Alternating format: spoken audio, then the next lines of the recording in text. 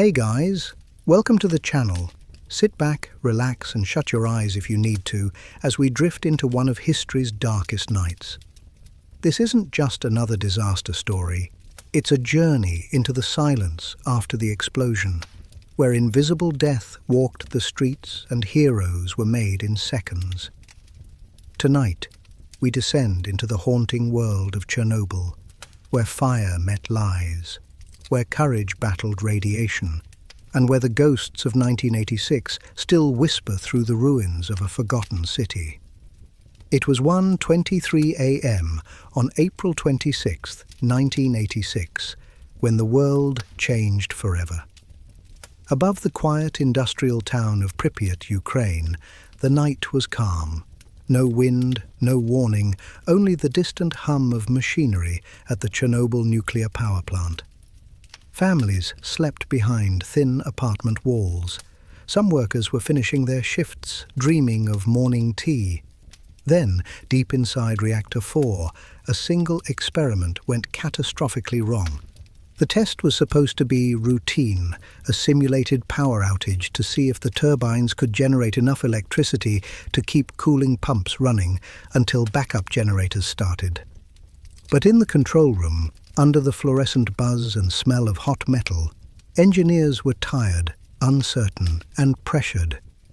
They were pushing the reactor beyond safe limits, ignoring rising alarms because the Soviet system valued results over hesitation. At 1:23:04 a.m., the first explosion tore through the building. Concrete cracked, steel screamed, and a jet of radioactive steam shot hundreds of feet into the air. Then came the second blast, stronger, hotter, brighter than anything man had ever unleashed unintentionally. The 1,000-ton reactor lid, a disk of solid steel and graphite, was hurled into the night sky like a coin tossed by a vengeful god. The air itself caught fire. Residents of Pripyat were jolted awake. They saw an otherworldly glow, a pillar of blue light rising above the plant, shimmering and silent. Some thought it was beautiful.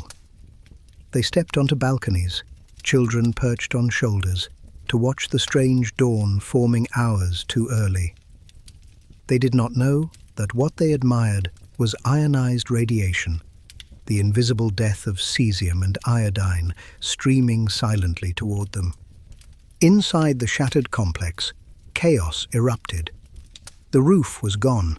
Flames danced across exposed graphite blocks, glowing orange. The men in the control room could not comprehend what they had done. They radioed reports of a minor fire, still believing the reactor intact. In those first moments, denial was easier than truth. No one wanted to utter the unthinkable. The core had exploded. Fire engines screamed toward the plant. The first responders, ordinary firefighters from Pripyat, arrived wearing cotton uniforms, carrying water hoses, untrained for nuclear catastrophe. They climbed ladders into a storm of invisible bullets, unaware that every breath carried lethal doses of radiation. Their boots melted, their faces blistered. Yet they fought on, believing they were extinguishing an electrical blaze. Lieutenant Volodymyr Pravik was among the first on scene. Witnesses later said he moved with calm precision, shouting orders, helping his men position pumps. Minutes later, he collapsed, vomiting, his skin turning grey. Still, others replaced him. Heroism burned brighter than fear. From the air, helicopter crews saw a crater of fire where the reactor once stood. The roof of Unit 4 had been blown away completely, exposing the graphite core, its deadly contents glowing like the heart of a dying star. Radiation levels near the site were so extreme that instruments maxed out instantly. The human body could endure only seconds there before tissues began to die. Back in Pripyat, the sky pulsed blue, then pink, then an eerie white. Residents pointed, laughed nervously, and returned indoors, unaware they were already contaminated. A warm, metallic taste coated their tongues. Some thought it was ozone from the fire. Parents told their children to go back to bed. The invisible storm continued to spread. At the plant's entrance, security guards tried to maintain order as ambulances arrived. Workers staggered out, vomiting, their eyes swollen shut. Doctors at the local clinic were baffled. Patients burned without flame, feverish without infection. By dawn, the waiting room was full of radiation victims who did not yet know they were dying. Over the next hours, officials from Moscow called repeatedly, demanding reports.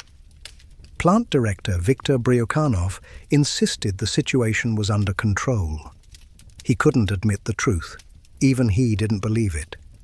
The Soviet Union's pride, the symbol of its technological might, had just become its greatest shame.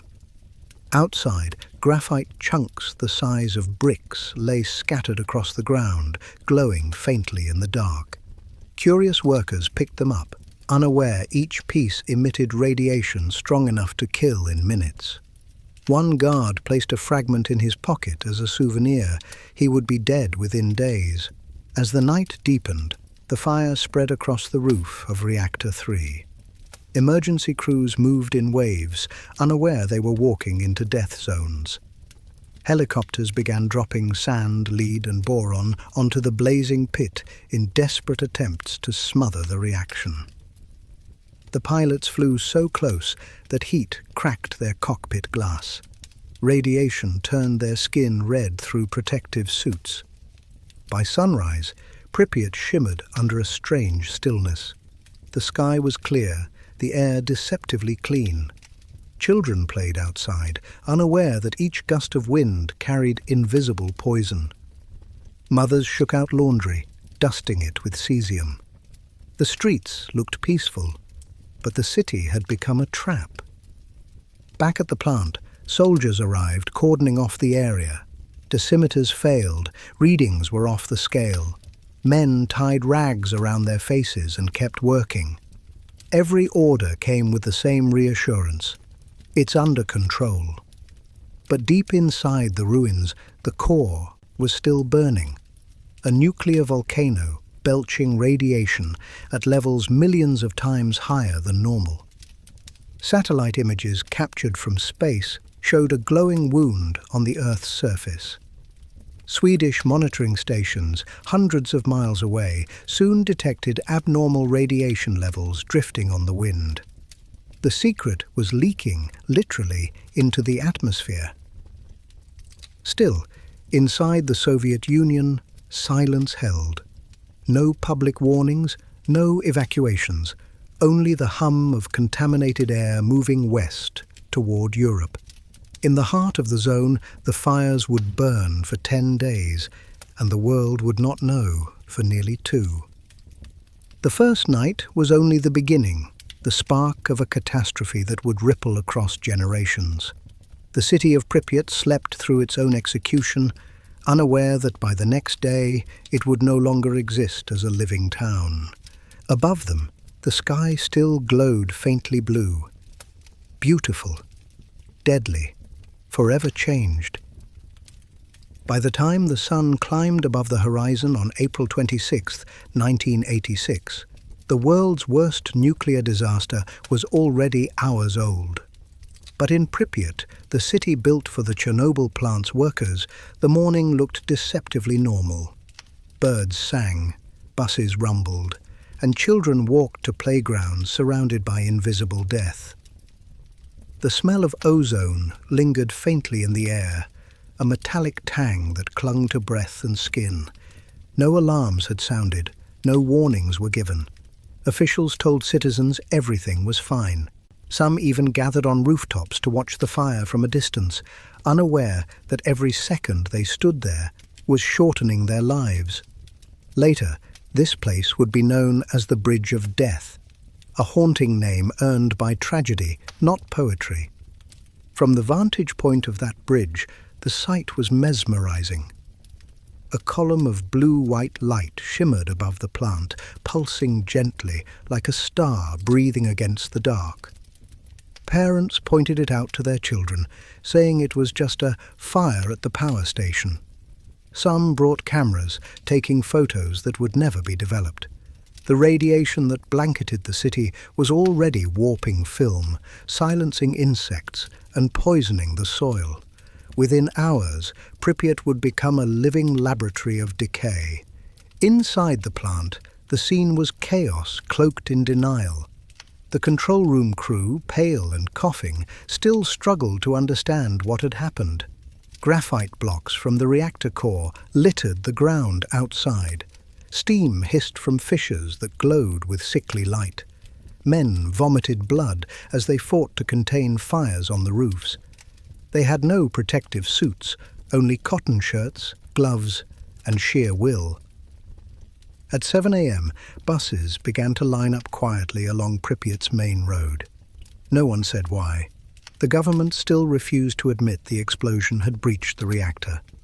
Rumors spread through the city. Some whispered about radiation, others dismissed it as panic.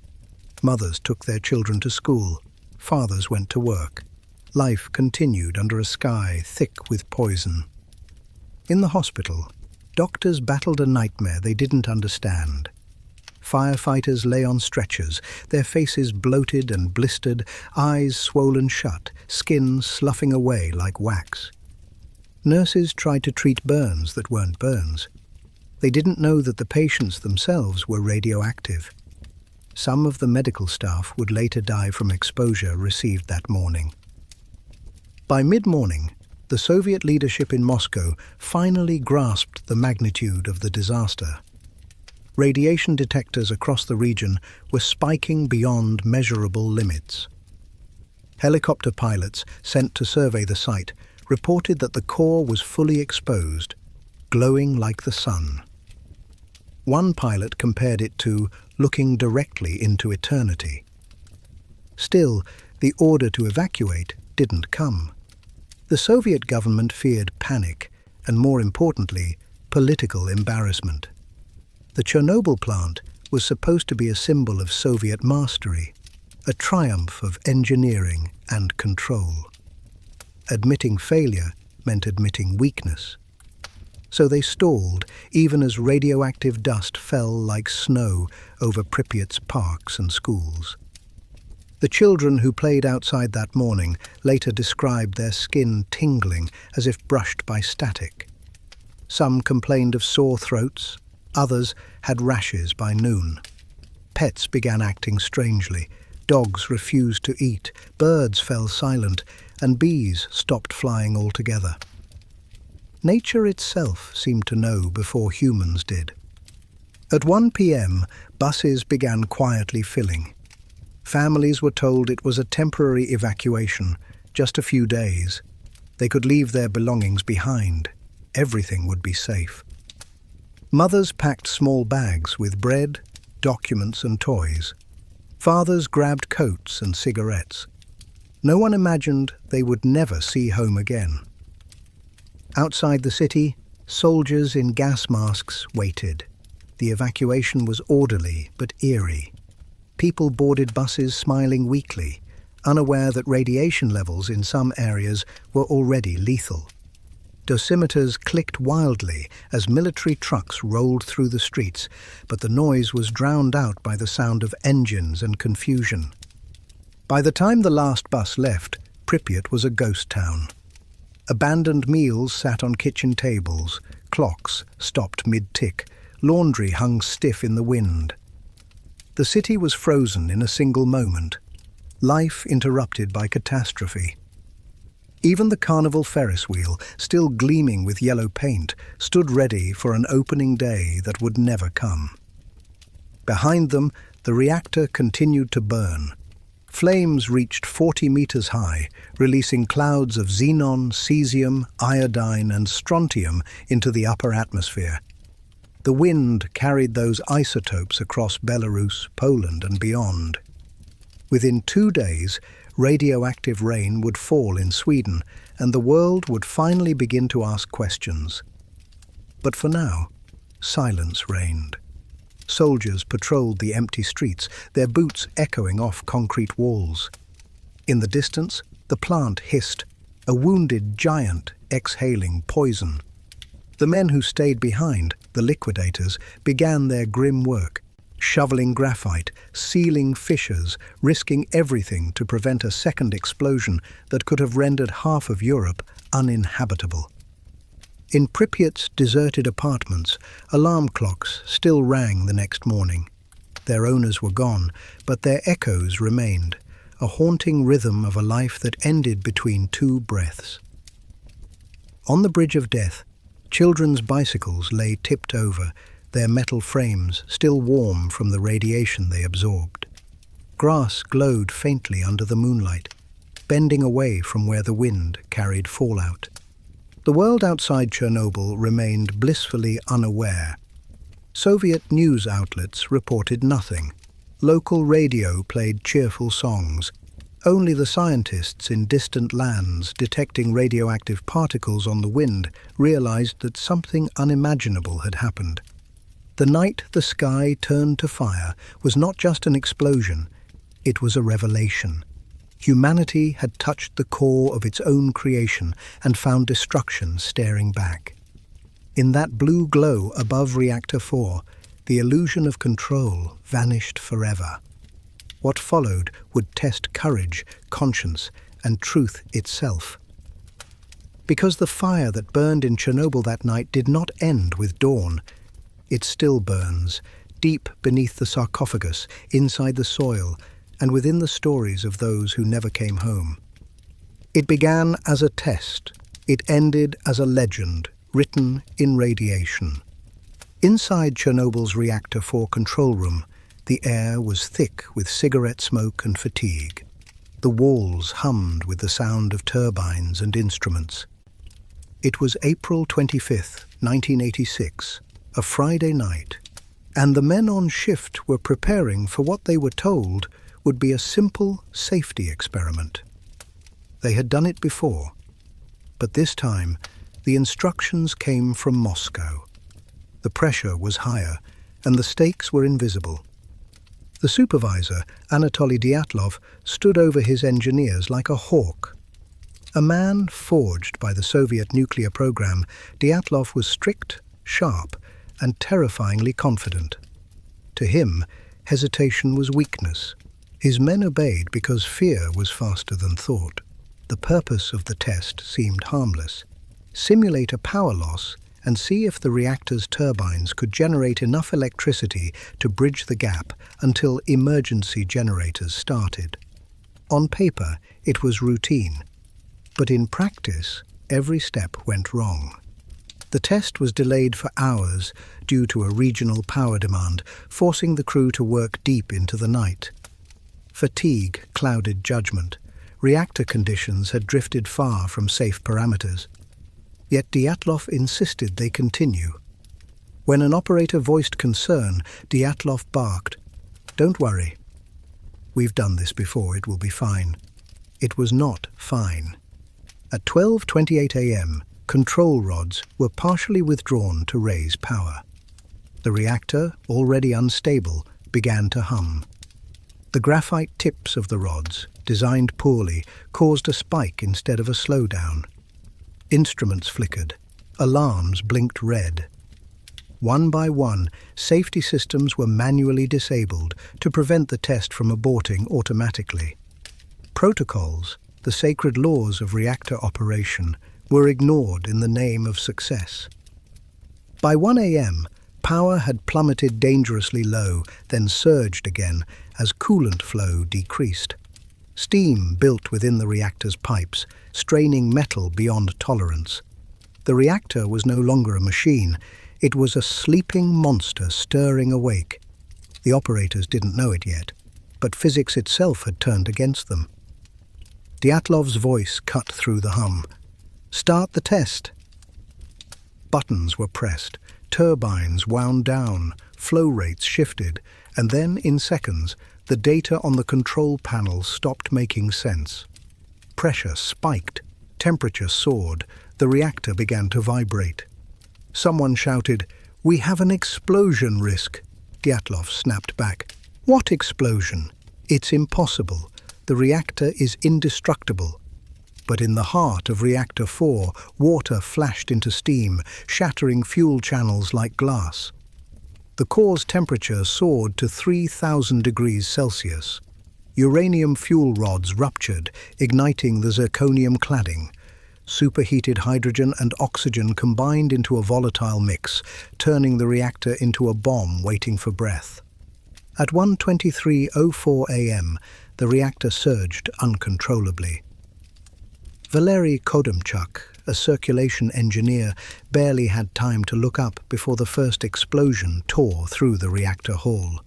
He was vaporized instantly. His body was never found. The second blast followed milliseconds later, ripping the 1,000-ton reactor lid off like a child flicking a coin. Concrete slabs disintegrated, steel beams twisted into molten ribbons. Flames and graphite flew into the night sky.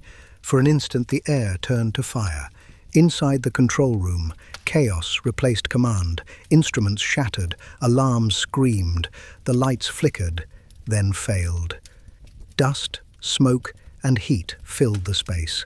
The men stumbled blindly, coughing, their skin already tingling under the invisible burn of gamma radiation. "Where's Kodymchuk?" someone shouted. "Gone," came the answer. "He's gone." Steam poured in through the doors. The floor trembled. The smell of ozone and scorched flesh mingled with the metallic tang of blood.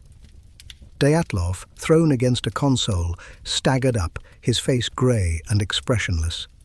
He refused to accept what had happened. "It's just a hydrogen explosion," he insisted. "The reactor is fine." It was not fine. The core was open to the air, releasing radiation thousands of times higher than Hiroshima. Blue light pulsed through the broken ceiling, a ghostly glow of ionized air. The men could see it through the shattered windows. It was beautiful, almost holy, and it was killing them. Within minutes, operators began vomiting. Some tried to continue working, resetting switches, following procedures that no longer mattered.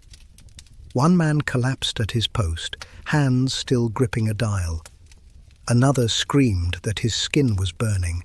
Radiation had no mercy, no sound, no scent, only consequence. Outside, the night filled with sirens as firefighters arrived, unaware that the men inside were already walking ghosts. In the control room, Dyatlov still refused to evacuate. "We must keep cooling the reactor," he demanded. "It's under control." But there was no reactor left to cool, only a crater of molten graphite and uranium, still reacting, still alive. At 2 a.m., as ambulances carried the first victims to the Pripyat hospital, Dyatlov finally left the control room. Witnesses said his hands trembled, but his eyes were empty. He still muttered, "It was impossible. It was impossible." Hours later, his body would show signs of acute radiation poisoning, skin peeling, eyes bloodshot, hair falling away in clumps. The man who refused to believe the reactor could die was now dying with it. Behind him, the control room was silent, except for the faint buzz of broken equipment. The men who remained were too weak to move, their uniforms soaked in sweat and blood. They had unleashed a force no one could stop. Outside, the sky burned. Inside, the truth finally dawned. Chernobyl was no longer a plant.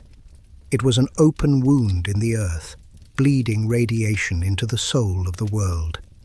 And the men who caused it were the first to pay the price. The explosions faded, but the silence that followed was worse. The air inside the control room tasted like metal and dust. The lights flickered weakly, painting every surface in sickly yellow. No one spoke for several seconds, just the sound of hissing steam and distant alarms echoing through the shattered corridors. Then came coughing, moaning, the shuffle of boots on debris. The men of Reactor 4 were still alive, though many did not yet realize that their survival was only temporary. The first to recover was engineer Leonid Toptunov. His hands were shaking uncontrollably as he stared at the instrument panels, the needles frozen at impossible readings. Pressure, 0. Temperature, off the scale. Power output, none. He tried to restart pumps that no longer existed. Every button he pressed was a ghost command to a dead machine. Dyatlov stood in the doorway, pale as ash. His voice, once sharp and domineering, now cracked. "What's the radiation reading?" he demanded. One technician glanced at the dosimeter. The needle was buried against the stop. The gauge wasn't built for numbers that high. 3.6 Röntgen, he said softly, the highest number the meter could show. Not great, not terrible. It was a lie that would echo through history. Outside the control room, the corridors were filling with black smoke. The power cables hanging from the ceiling dripped molten plastic like candle wax. Steam condensed on walls, leaving streaks that glowed faintly blue. When the men stepped into that haze, their skin began to tingle, then burn. One guard lifted his sleeve. His arm was turning red before his eyes. The deputy chief engineer, Nikolai Fomin, arrived minutes later, demanding an explanation. Dyatlov repeated the words like a mantra. "The reactor is intact. We have a fire on the roof. We'll contain it." He could not, would not, accept the truth. Denial was his last defense against madness. Orders were sent to start the emergency cooling system, to pump water into a core that no longer existed. Water hissed into molten uranium, flashing instantly into radioactive steam that screamed through ruptured pipes. The plant itself was fighting back. Meanwhile, rescue crews were moving through the lower levels, searching for survivors. They found Valery Perevoschenko, half-conscious, his skin grey and blistering. "The reactor's gone," he whispered before collapsing. The words reached the control room, but no one wanted to believe them. By 2 a.m., ambulances began to crowd the plant's main gate. The first victims staggered out, faces swollen, eyes bleeding, vomiting uncontrollably. Nurses from Pripyat's small hospital rushed to help, unaware that the men's bodies were radioactive. They lifted them bare-handed, carried them into rooms with windows still open to the glowing sky. Hours later, the nurses themselves would be patients. Inside the plant, Dyatlov tried to hold order together with sheer will. "We'll restore power," he insisted. "Keep the pumps running." He sent operators into the turbine hall to check valves. One returned moments later, skin smoking, screaming that the metal floor was burning through his boots. The rest refused to go. Dyatlov slammed his fist on the console. "Cowards!" he shouted. Then he sank into a chair, silent, staring at nothing. At 3 a.m., the regional party committee was alerted. Phones rang in Kiev, then Moscow. The Kremlin demanded a report. Fomin, terrified, dictated the official line, "Minor fire. Situation under control." The lie traveled faster than radiation. By dawn, newspapers were still printing cheerful headlines about agricultural production.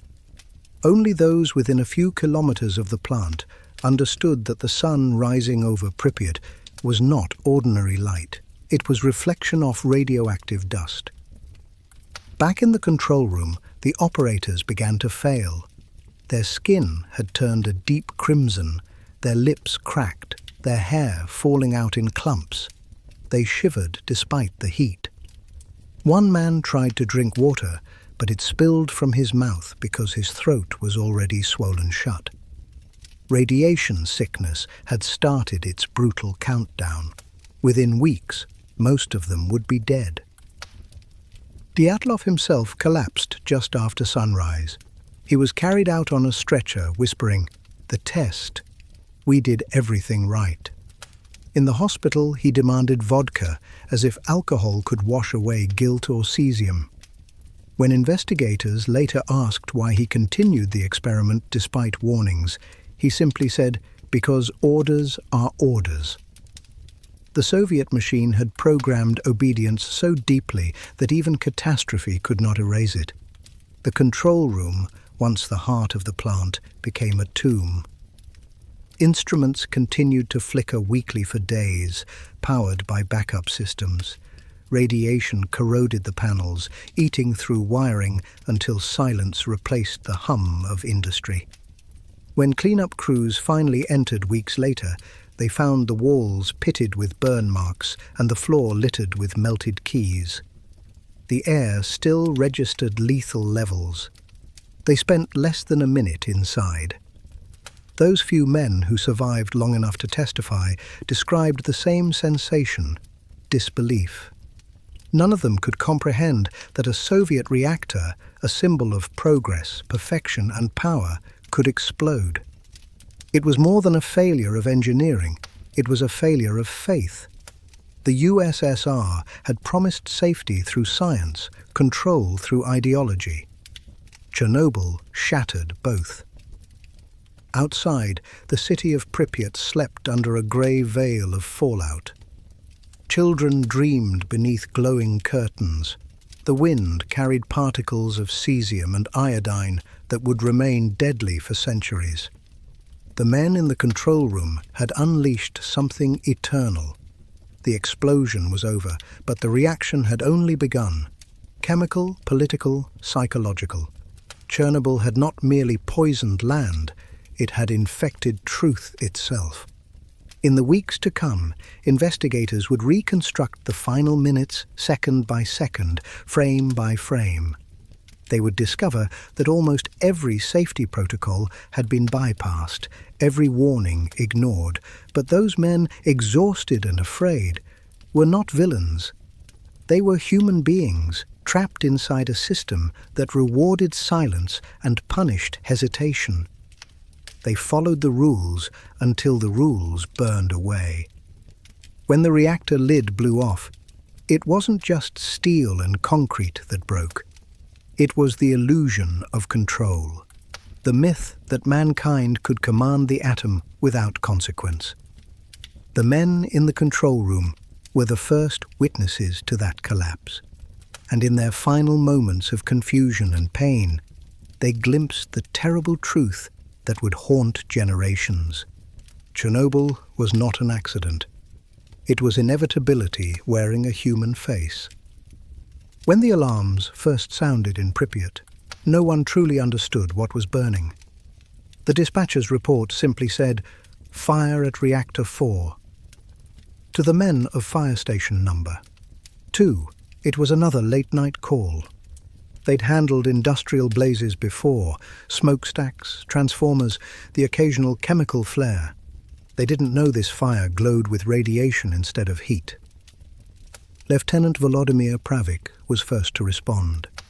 23 years old, newly married, calm under pressure. He barked orders as the engines rolled through the silent streets, sirens echoing off apartment blocks. Behind him rode Vasily Ignatenko, Leonid Telyatnikov, and a dozen others, ordinary men who would soon carry immortal names. When they reached the plant, the scene was unearthly. Debris rained from the sky, chunks of graphite, twisted metal, sparks that looked like fireflies but burned through clothing.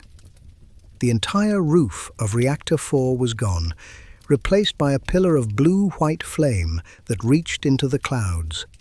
No one had protective suits. No one had a Geiger counter that could read the truth. "Where's the reactor?" someone shouted. A plant worker pointed to the blazing structure and said, "Over there, under that light." None of them realized the core was exposed to the air. The light they saw was radiation ionizing oxygen, the glow of death itself. Pravik divided his crew. Some attacked the turbine hall fire, others climbed the ladders toward the roof of Unit 3, which was starting to catch. They hauled hoses, couplings, and steel nozzles that heated instantly in their hands. Steam hissed from cracks in the concrete. Graphite fragments rolled beneath their boots like coal. Every breath pulled invisible particles into their lungs. Within minutes, symptoms began. Ignatenko felt a metallic taste coat his tongue, followed by nausea. Another firefighter, Shishanok, collapsed while unrolling hose line. "It's nothing," Pravik told his men, though his own eyes were burning. He kept them focused, courage by command. They climbed higher, closer to the crater, spraying water into a furnace that could not be quenched. The spray hissed, turning instantly to vapor. Radiation exposure at that height reached 16 sieverts per hour, a fatal dose in less than 2 minutes. Yet they stayed, rotating positions, refusing to retreat. Down below, engineers screamed for help. Trucks jammed the access roads, lights flashing red against the violet haze. Melted tar dripped from the roofs, sticking to uniforms. One man's boots fused to the surface. His comrades pulled him free, leaving rubber soles behind. They kept fighting because that's what they were trained to do, save what can be saved. Pravik ordered more water pressure. The pumps coughed and surged. Each second felt slower, heavier. Radiation heat, not thermal fire, was scorching their skin. Their faces reddened, their hands blistered inside gloves. Some vomited and kept spraying. Others stared in confusion as if drunk. The invisible storm was dismantling their cells, even as their hearts refused to stop. At 2:30 a.m., backup crews arrived from Kiev and other towns. They were told only a fire at the plant. None were warned, none were equipped. They joined the line, passing hoses, shouting over the roar, stepping on graphite chunks that sizzled underfoot. Several joked about the strange glowing rocks. One pocketed a piece to show his wife. Hours passed. The men rotated between the roof and the turbine hall, their bodies failing one by one. Ignatenko began to vomit uncontrollably. Pravik's face turned grey. "We're done here," he finally said, voice slurred. "Let's get down." They climbed back through smoke and ash, each carrying damage no doctor could see. By dawn, the fires had been contained, but not extinguished. The core still burned like a forge. The firefighters were loaded into ambulances, bound for the Pripyat hospital. Nurses met them with confusion. The men's clothes were smoking, their skin sticky with radioactive sweat. One nurse later recalled, "We touched them bare-handed. No one told us." Ignatenko asked for water constantly. The doctors refused. Fluids would worsen the internal bleeding. His wife, Lyudmila, arrived that afternoon. He smiled weakly through cracked lips, telling her, "Everything's fine, just a little burn." That night, his skin began to peel away in sheets. His organs were dissolving. Within weeks, she would watch him die in Moscow's hospital number 6, wrapped in bandages, glowing faintly from the radiation that still lived inside him. Back at the plant, Pravik and several others followed. Their names joined the first list of casualties, victims not of explosion, but of duty without knowledge. They had fought what they believed was a normal fire, unaware that every second they breathed was an eternity of exposure. For years, Soviet officials tried to erase the truth. The word hero appeared only after it became impossible to hide the deaths. But in Pripyat, and later across the world, the story of those men endured. They were the first soldiers in a war no one declared, defenders of a future they would never live to see. Today, their fire engines still stand inside the exclusion zone.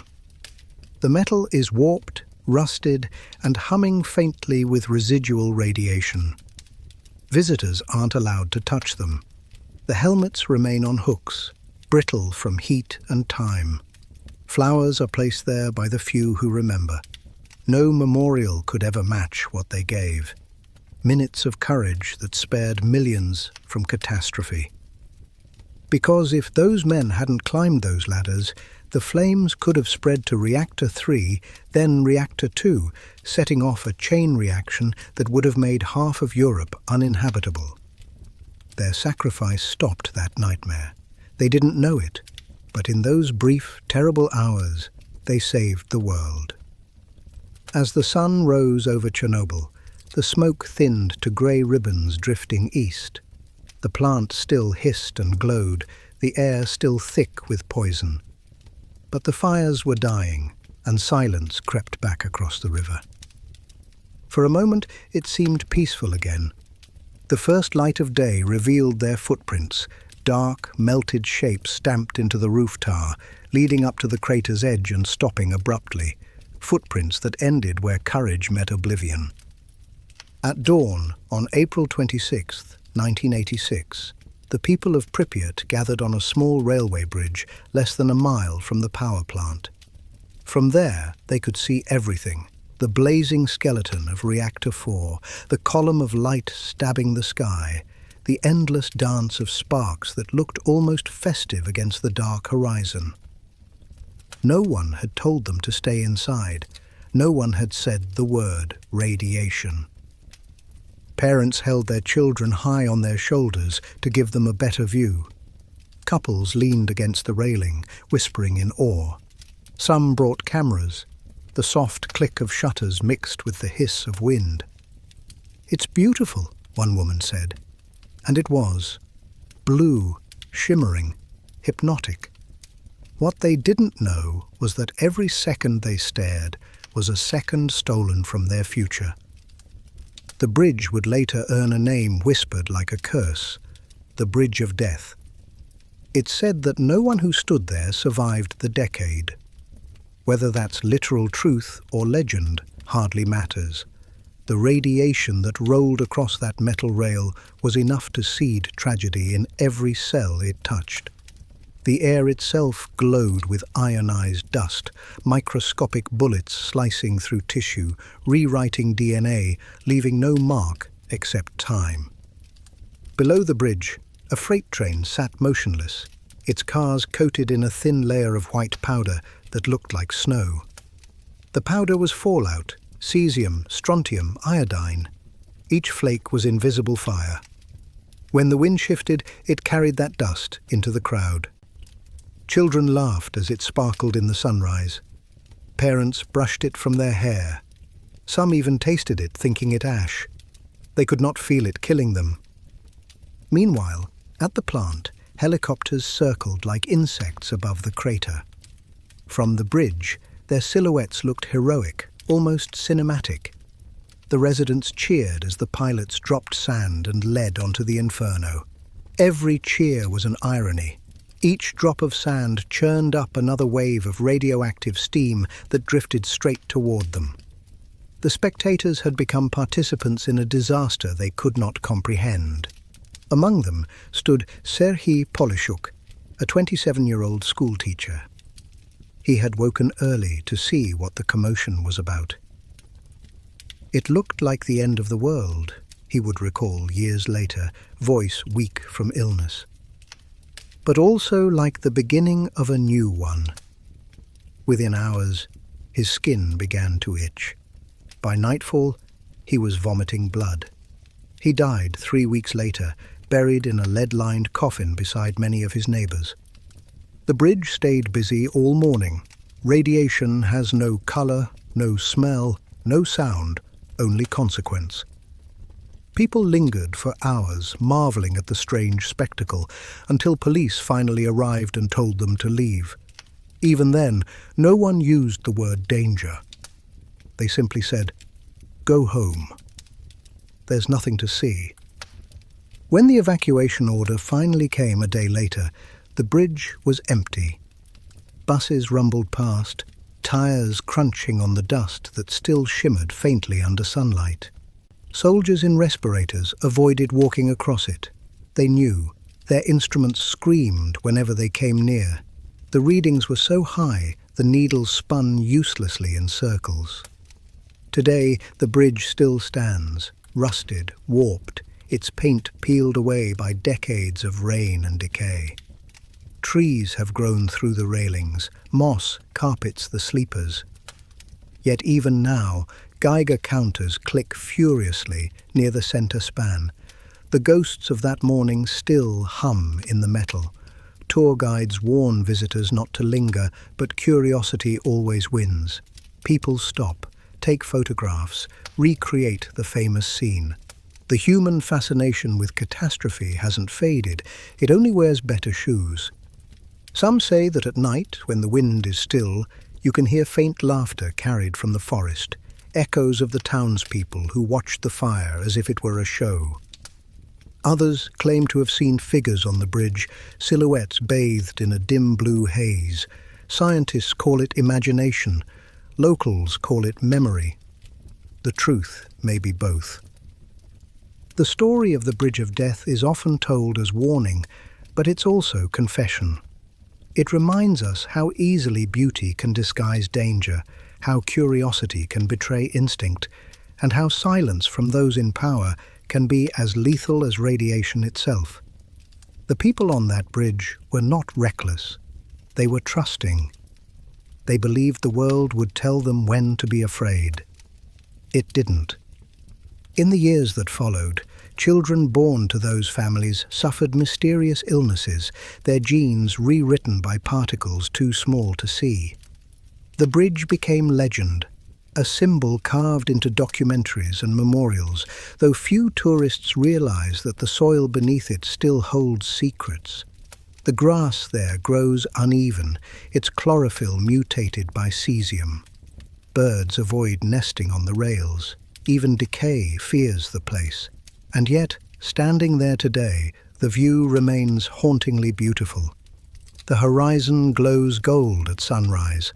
The ruins of the reactor shimmer in the distance under their steel dome. The air feels heavy but calm. Time has turned horror into stillness. The Bridge of Death endures not just as a relic, but as a mirror, reflecting the quiet human urge to look at what should never be seen. Because on that morning in 1986, as families leaned against the rail and children reached toward the glowing sky, no one imagined that the light they admired was the last sunrise of their lives. In the days after the explosion, the bridge grew eerily quiet. The laughter that once echoed there had faded into whispers carried by the wind. The townspeople who had stood there that night were gone, evacuated, hospitalized, or buried beneath layers of official silence. What remained was stillness, and an invisible poison that clung to every bolt, every rail, every grain of dust that drifted through the air. The government issued its first public statement nearly 3 days after the disaster. "The situation is under control," it said. "There is no cause for panic." But panic had already begun, not in the streets, but in the bodies of those who had watched the fire from that bridge. They were coughing blood, vomiting, growing weaker with every passing hour. Some thought it was the flu.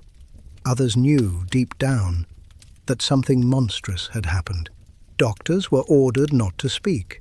They treated the symptoms without naming the cause. When they tried to explain the burns that came from nowhere, the officials reminded them, "Radiation does not exist at Chernobyl." The same phrase repeated across radio waves, newspapers, and briefings. Radiation does not exist. But it did. It existed in every breath taken on that bridge. Witnesses later described how the children who stood there were the first to fall ill. Small fevers, skin rashes, sudden fatigue. Mothers brought them to clinics where doctors whispered words they weren't allowed to write down. "Leave this area," they said. "Take your family and go." But where could they go when the fallout had already followed the wind hundreds of miles beyond? By May, the bridge was sealed off. Soldiers erected barbed wire and warning signs in red, "Zaboroneno," forbidden. Yet the soldiers themselves grew sick. Their dosimeters screamed at them every time they crossed near the center. Within minutes, the readings hit the limits. They abandoned their posts, choosing to patrol from a distance. Even now, decades later, the soil there glows faintly under ultraviolet light, radioactive particles buried deep, pulsing quietly like embers that never die. The legend of the Bridge of Death began with whispers. Families returning years later to search for loved ones told stories of how no one from that morning survived the decade. Journalists visiting in the 1990s interviewed survivors who recalled the bright blue glow, the wind that carried warmth instead of cold, the strange metallic taste that filled their mouths. Each detail matched the testimony of those who had stood too close to the reactor itself. One of the last living witnesses, Nina Vetrova, was 15 at the time. She had watched from her father's shoulders, laughing at the pretty lights. She remembered the soft ash that fell onto her face and hair. "It was like snow," she said. "Warm snow." Years later, when she spoke to filmmakers documenting Chernobyl's legacy, she removed her wig to reveal the scars left behind by cancer treatments. "That bridge," she whispered, "was our balcony to the apocalypse." When scientists finally surveyed the site, their equipment failed repeatedly. Magnetic interference, they said. But the locals believed something else. The place remembered. Tourists began to visit in secret after the fall of the Soviet Union, sneaking past warning signs and fences. Some claimed to feel dizzy upon stepping onto the bridge. Others swore they saw ghostly figures standing in the mist, staring toward the distant ruins of Reactor 4. By the 2000s, the Bridge of Death had become a symbol in documentaries and novels, a poetic name for human curiosity turned fatal. But historians knew it was also something deeper, the perfect metaphor for the Soviet response itself, a bridge between truth and denial, between knowledge and ignorance, between those who knew and those who were told not to ask. The same silence that killed the people on that bridge spread through entire communities. Officials delayed evacuations to avoid panic. When buses finally arrived, drivers were instructed not to tell passengers the real reason. "Temporary relocation," they said. "You'll be back in 3 days." Families left food on tables, windows open, and radios playing. They didn't know the dust that drifted through those open windows carried more power than any weapon humanity had ever created. The railings of the bridge rusted quickly in the years that followed. Rain mixed with radioactive cesium created streaks like tears along the iron beams. No one dared to repaint it. In 2011, a film crew visited the site at dawn. Their cameras caught something strange, faint traces of light shimmering across the rails, visible only for a few seconds before fading. Scientists later explained it as Cherenkov radiation, a rare visual echo caused by high-energy particles. Others said it was something else, the last reflection of the night that changed the world. In the surrounding forest, trees still grow twisted and pale. Birds avoid the area, flying in wide arcs, as if guided by instinct older than fear. The air carries a faint metallic taste when it rains. Visitors stay only minutes, long enough to take a photo before the ticking of Geiger counters drives them away. Yet despite the danger, the bridge draws them. Historians, thrill-seekers, mourners. They come searching for something they can't quite name. Perhaps it's understanding. Perhaps it's guilt. Because the people who stood there that night were not careless. They were victims of trust. Trust in authority. Trust in technology. Trust that their world could not lie to them. They believed the light was safe because no one told them otherwise. In that belief lies the heart of Chernobyl's tragedy. A society trained to obey, to believe, and to never question until it was too late. When the wind passes through the rusted rails today, it makes a low hum, almost like a voice. Some say it's the sound of the metal expanding and contracting. Others say it's the bridge remembering the footsteps of those who once stood there, marveling at a light too beautiful to fear. A guide who has worked in the exclusion zone for 20 years once said, "When you walk there, you feel it. The air is heavy. The birds are silent. You don't stay long. You just know." The Bridge of Death still stands as a lesson carved in steel and silence. It is a place where beauty became lethal, where wonder met ignorance, and where the truth glowed too bright to see. And every dawn, when the mist rises from the Pripyat River and the first light hits the rails, the bridge gleams faintly, like it remembers. At sunrise on April 27, 1986, Pripyat looked ordinary. Buses lined the streets, children rode bicycles, and factory workers waited for shifts that would never begin. Yet the air shimmered with something unseen, an enemy without form, color, or sound. The explosion had ended hours earlier, but the real disaster had only begun. Invisible clouds drifted overhead, heavy with isotopes of iodine, cesium, and strontium.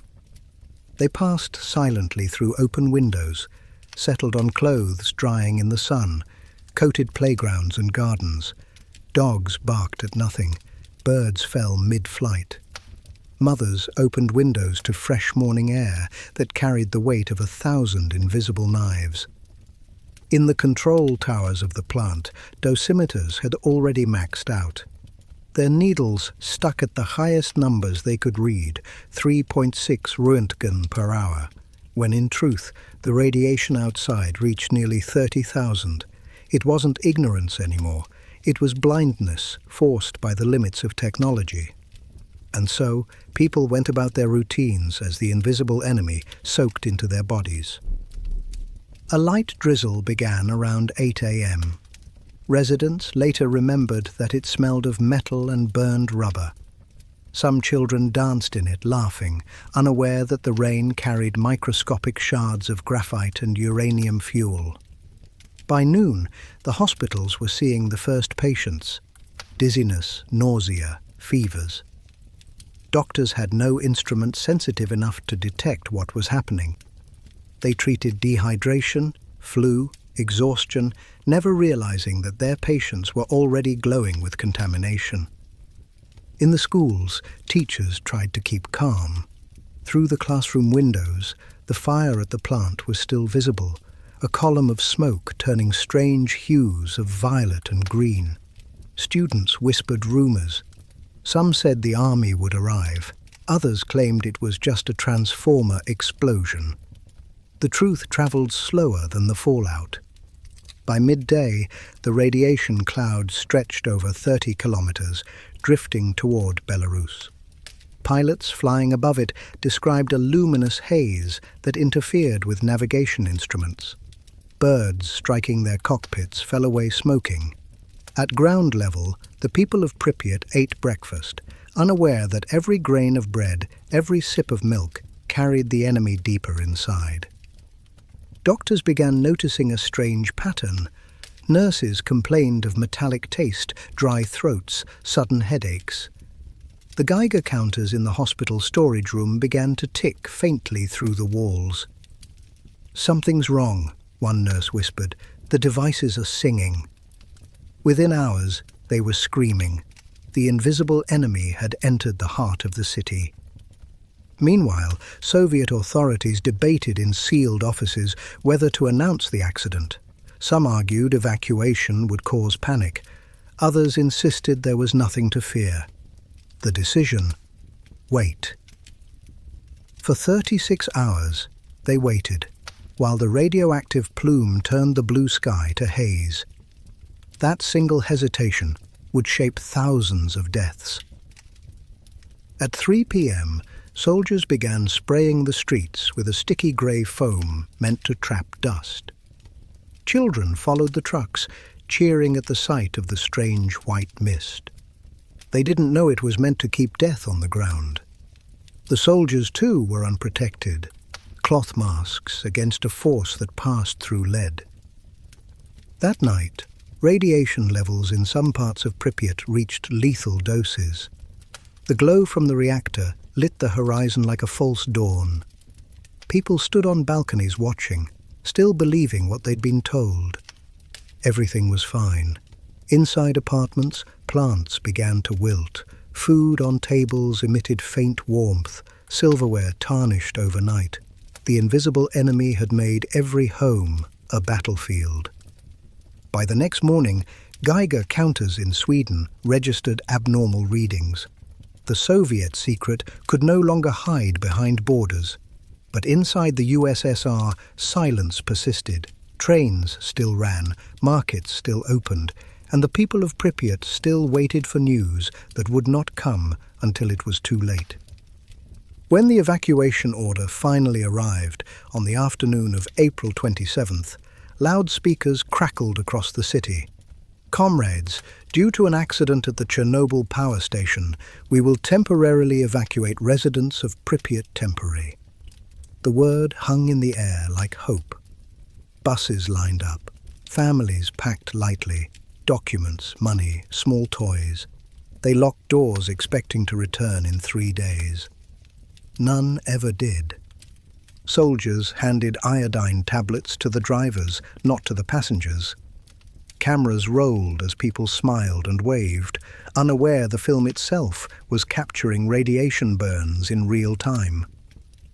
Mothers carried babies wrapped in blankets already laced with cesium. Fathers looked back toward the plant, where smoke still rose, pale against the afternoon sun. As the buses crossed the river, the passengers saw it, the same bridge that glowed the night before. The bridge of death stood silent now, coated in dust. Many whispered prayers without knowing why. The invisible enemy followed them, drifting in eddies behind the convoy, clinging to the wheels, the tires, the clothes. Evacuation could move people, but not what lived in the air. In Moscow, the news finally broke. Broadcasters read the announcement with forced calm. An incident has occurred at the Chernobyl nuclear power plant. Measures are being taken. No numbers, no warnings. Only the language of denial, polished by decades of propaganda. Yet beyond the television glow, an empire had just been contaminated, its soil, its water, its future. Back in Pripyat, silence took hold. The city of 50,000 was empty within hours. Curtains fluttered in open windows. Half-eaten meals sat on tables. The invisible enemy remained, seeping into furniture, paint, dust. When the soldiers returned days later in heavy suits, their dosimeters screamed with every step. Radiation clung to teddy bears, photographs, toys, ghosts of family life frozen mid-breath. The invisible enemy was not only radiation, it was secrecy, obedience, and faith in authority. It thrived in silence, it grew in trust, it killed without a face. And as it moved across Europe, drifting over forests, rivers, and farms, it carried a message written in particles instead of words. Nature doesn't need permission to punish a lie. The morning of April 27, 1986, broke with a deceptive calm. The streets of Pripyat shimmered under pale sunlight, the kind that makes colors look too clean, too peaceful. Birds sang. The Ferris wheel in the new amusement park still waited for its grand opening on May 1st. It would never turn. At 10 a.m., an announcement crackled over loudspeakers hidden among the poplar trees. The voice was calm, almost soothing. "Comrades, due to an incident at the Chernobyl power station, temporary evacuation of residents will begin at 2 p.m. Please bring identification documents, some food, and essential items. The evacuation will be temporary, approximately 3 days." 3 days. The lie was simple and merciful. People believed it because they wanted to. Mothers packed sandwiches, fathers checked gas valves, children collected toys. The air already shimmered with invisible death, but denial was stronger than fear. By noon, more than 1,200 buses arrived from Kiev and surrounding districts. They lined the streets in endless rows, engines humming, blue diesel smoke curling into the radioactive sky.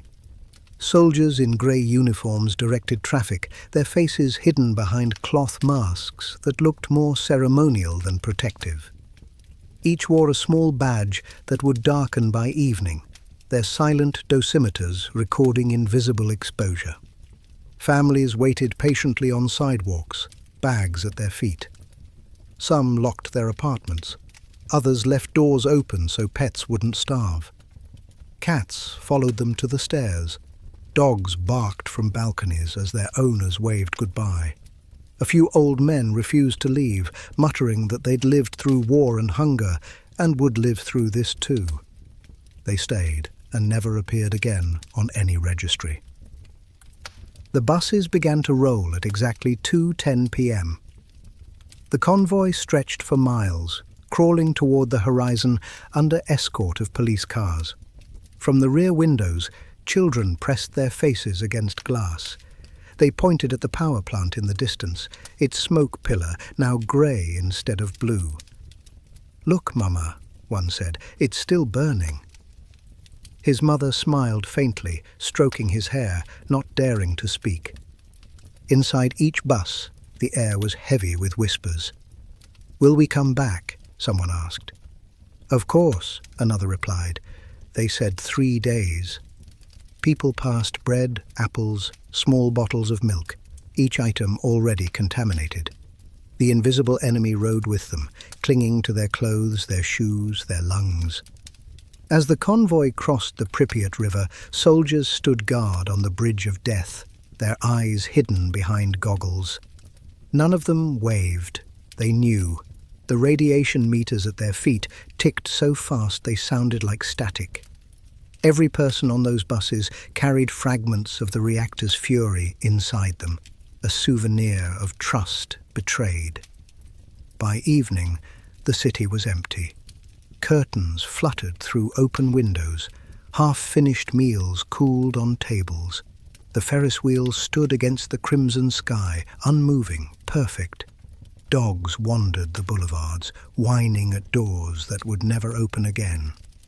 In the train yard, wagons loaded with sand and lead waited for orders that never came.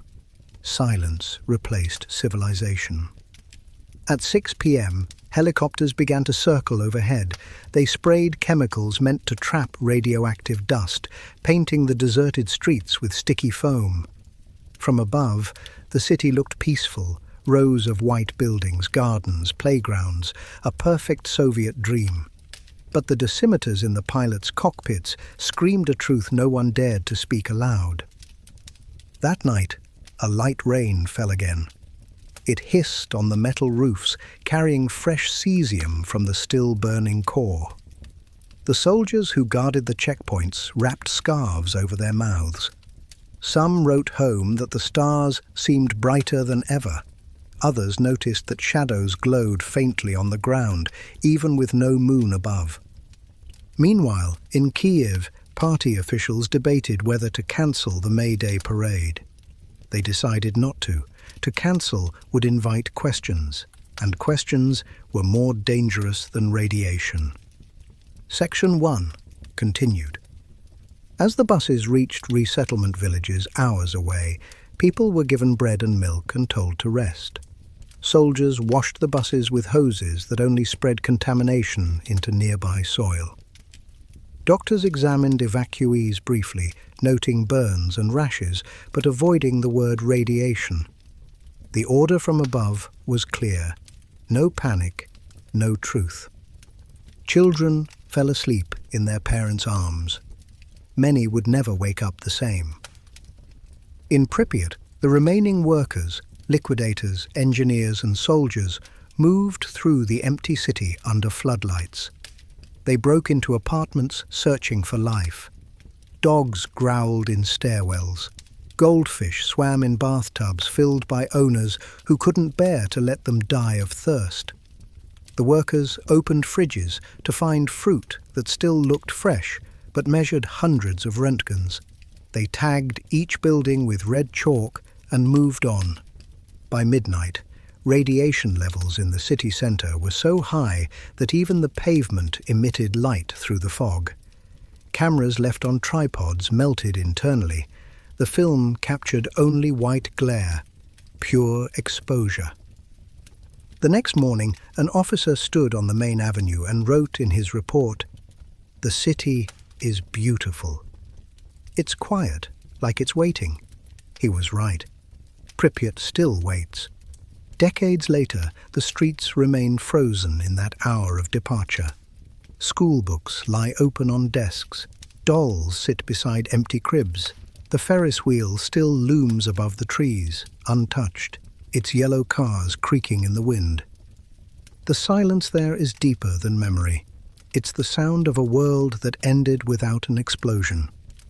The evacuation of Pripyat stands as one of the most haunting moments in modern history, not because of chaos, but because of its calm. No screams, no panic, only the quiet efficiency of obedience. People followed orders that carried them away from home forever. They believed the system would protect them. It didn't. Chernobyl's tragedy was not only the blast or the radiation, it was faith in science, in authority, in certainty that turned deadly. The people left their homes believing truth would follow. But truth arrived too late, carried on the wind, glowing faintly in the rain. And still, if you walk through Pripyat today, you can hear echoes of that day. The hum of bus engines, the faint laughter of children, the whisper of a loudspeaker promising 3 days. Only 3 days. Forever began with that promise. By the time the last bus cleared the checkpoint, Pripyat had already become a monument to absence. The echo of engines faded into the distance, leaving a stillness that felt almost reverent. Curtains rippled in the wind, the only motion in an entire city of 50,000 souls. The invisible dust still drifted through sunbeams, glittering like snow. It was beautiful and deadly. Soldiers remained behind to guard the perimeter. They walked the empty boulevards with rifles hanging loose, their boots crunching on gravel that crackled faintly with radiation. The Geiger counters they carried hissed like snakes, never silent, never calm. "It's alive," one soldier said under his breath. "The ground is alive." He wasn't wrong. Inside apartments, clocks kept ticking. Radios hummed static. Refrigerators buzzed on until power finally failed. The illusion of life lingered just long enough to be cruel. One officer later wrote, "It felt like the city was breathing, waiting for someone to come home." But no one ever would.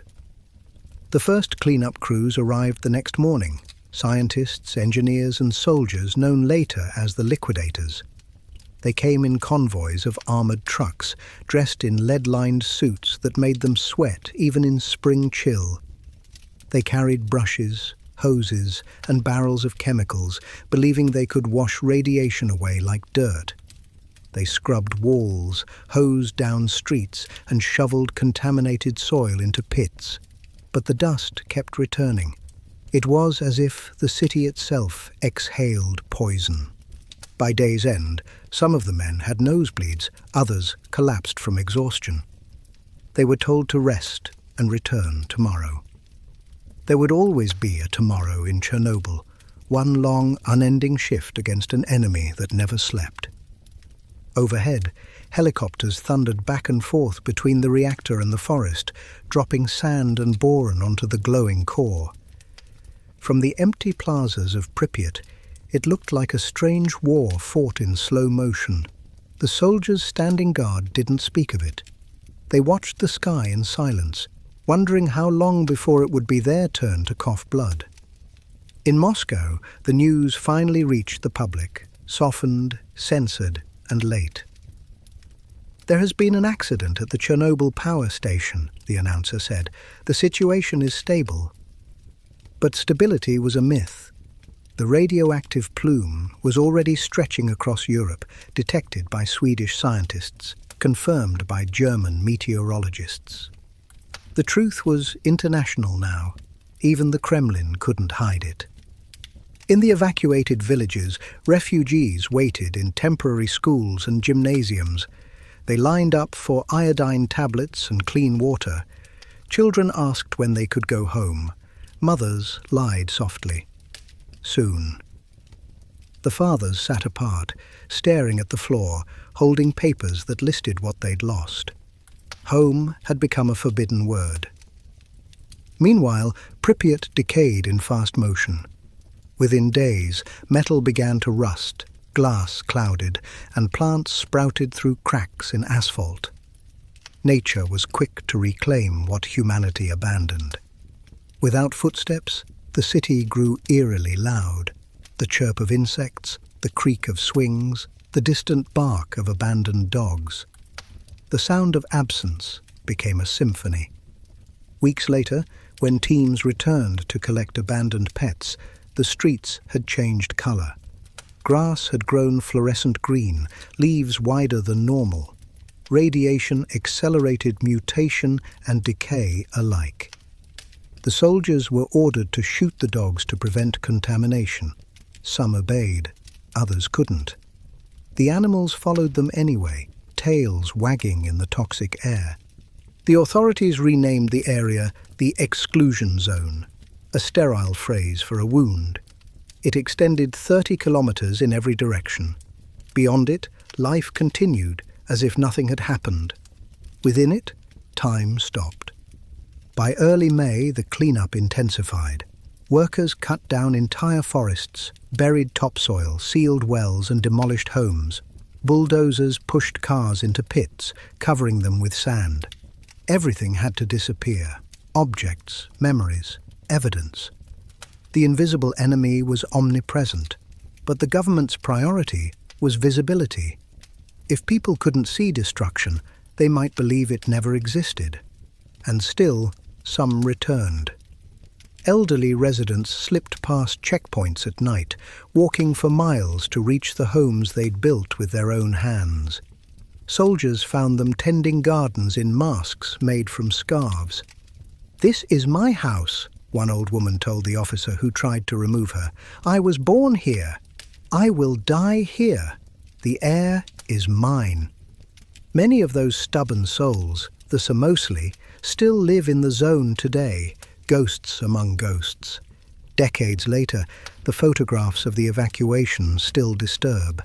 A child's doll covered in dust, a calendar frozen on April 1986, shoes lined neatly beside doors. It's not the destruction that haunts, it's the order, the waiting, the quiet promise of return that never came. Pripyat became a museum of an instant, an open-air exhibit of human error. Tourists walk through now with guides, Geiger counters clicking like nervous heartbeats. The air smells of metal and pine. The Ferris wheel still stands, never used, forever waiting for laughter that will never come. The evacuation of Pripyat was meant to save lives. It did, but at the cost of a city's soul. It showed the world how quickly civilization can vanish, not in chaos, but in silence. One announcement, one promise, one lie. 3 days, and everything changes. Even now, under the shadow of the new safe confinement that seals the reactor, the wind that passes through Pripyat carries whispers. The sound of buses idling, the hum of loudspeakers, the faint echo of children's voices fading into the forest. The city sleeps, but it is not dead. It breathes in dust and memory. It waits endlessly for the return of a people who never understood what had really happened, for the return of a world that believed it was invincible. When the fires finally died, and the last bus of civilians had vanished down the highway, a different kind of army arrived. They were not soldiers of conquest, but of containment. Engineers, miners, firefighters, conscripts, volunteers. They were called the liquidators, a word meant to sound clinical, efficient. It masked what they truly were, men sent to die slowly so the rest of the world could live. They came by the tens of thousands, summoned by the state, promised medals and glory. Many believed they were saving their homeland. Others came because refusal meant prison. The orders were simple and vague: clean, bury, remove, repair. No one explained that they were stepping into a battlefield where the enemy was invisible and omnipresent. Their first sight of Chernobyl was surreal. Smoke still drifted from the remains of Reactor 4, glowing faintly even under daylight. The ground shimmered with blackened graphite, each piece lethal to touch. Birds no longer sang. The air felt heavy and warm. The plant looked like a wounded animal, still breathing, still dangerous. The men wore uniforms that offered no real protection. Some had lead sheets stitched into vests.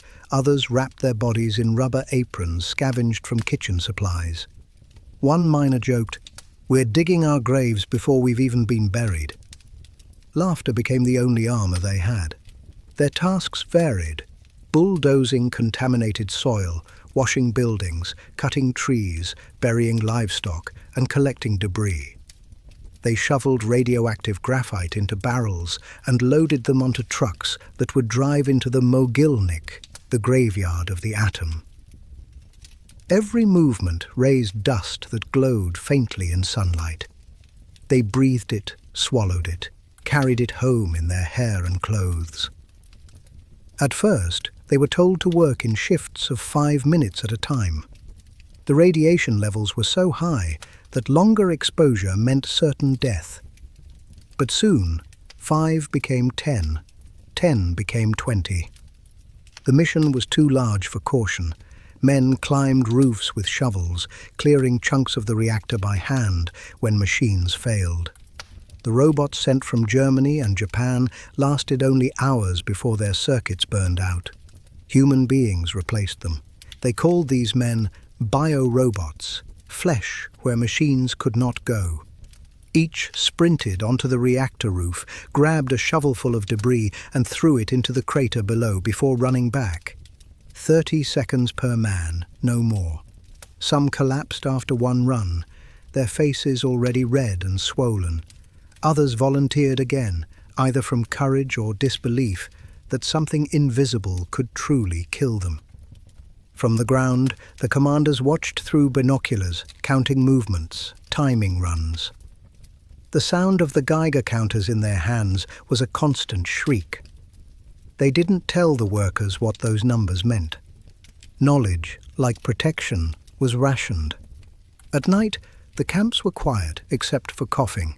Men smoked cigarettes to dull the metallic taste in their mouths. They drank vodka because someone told them it helped. It didn't.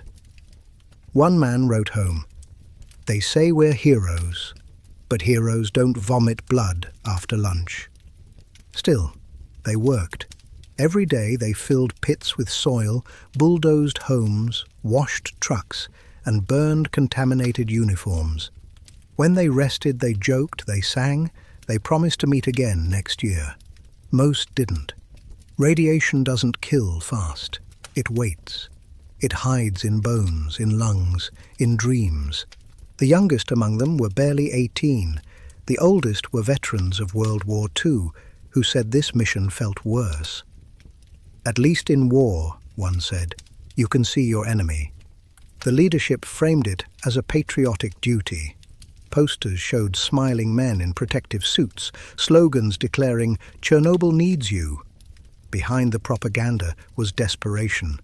Without these men, the fire would spread. Without their sacrifice, Europe might have become uninhabitable for centuries. The state needed them to stand between civilization and oblivion, and they did. By May, over 600,000 liquidators had cycled through the exclusion zone. Some stayed days, others months. They built the first sarcophagus, a colossal concrete shell meant to entomb the reactor. They worked in teams, lifting beams that burned their hands through gloves, welding metal that crackled under radiation. Each hammer strike was an act of defiance against something that couldn't be fought. The sarcophagus rose like a tombstone over the heart of the inferno. By November, it was complete, a rough, grey monument built with human flesh and courage. Beneath it, the reactor still glowed, still burns, even now. When the final group left the site, they lined up for medals. Small rectangles of tin engraved with the words, "For Courage." Many accepted them with trembling hands. Some never lived long enough to receive theirs. The medals remain, dull with time, tucked away in drawers and museum cases.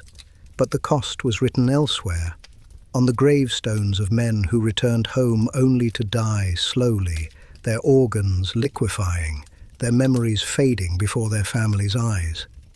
They were the anonymous army that fought radiation with shovels and hope. They had no anthem, no parades, no statues large enough to honor them.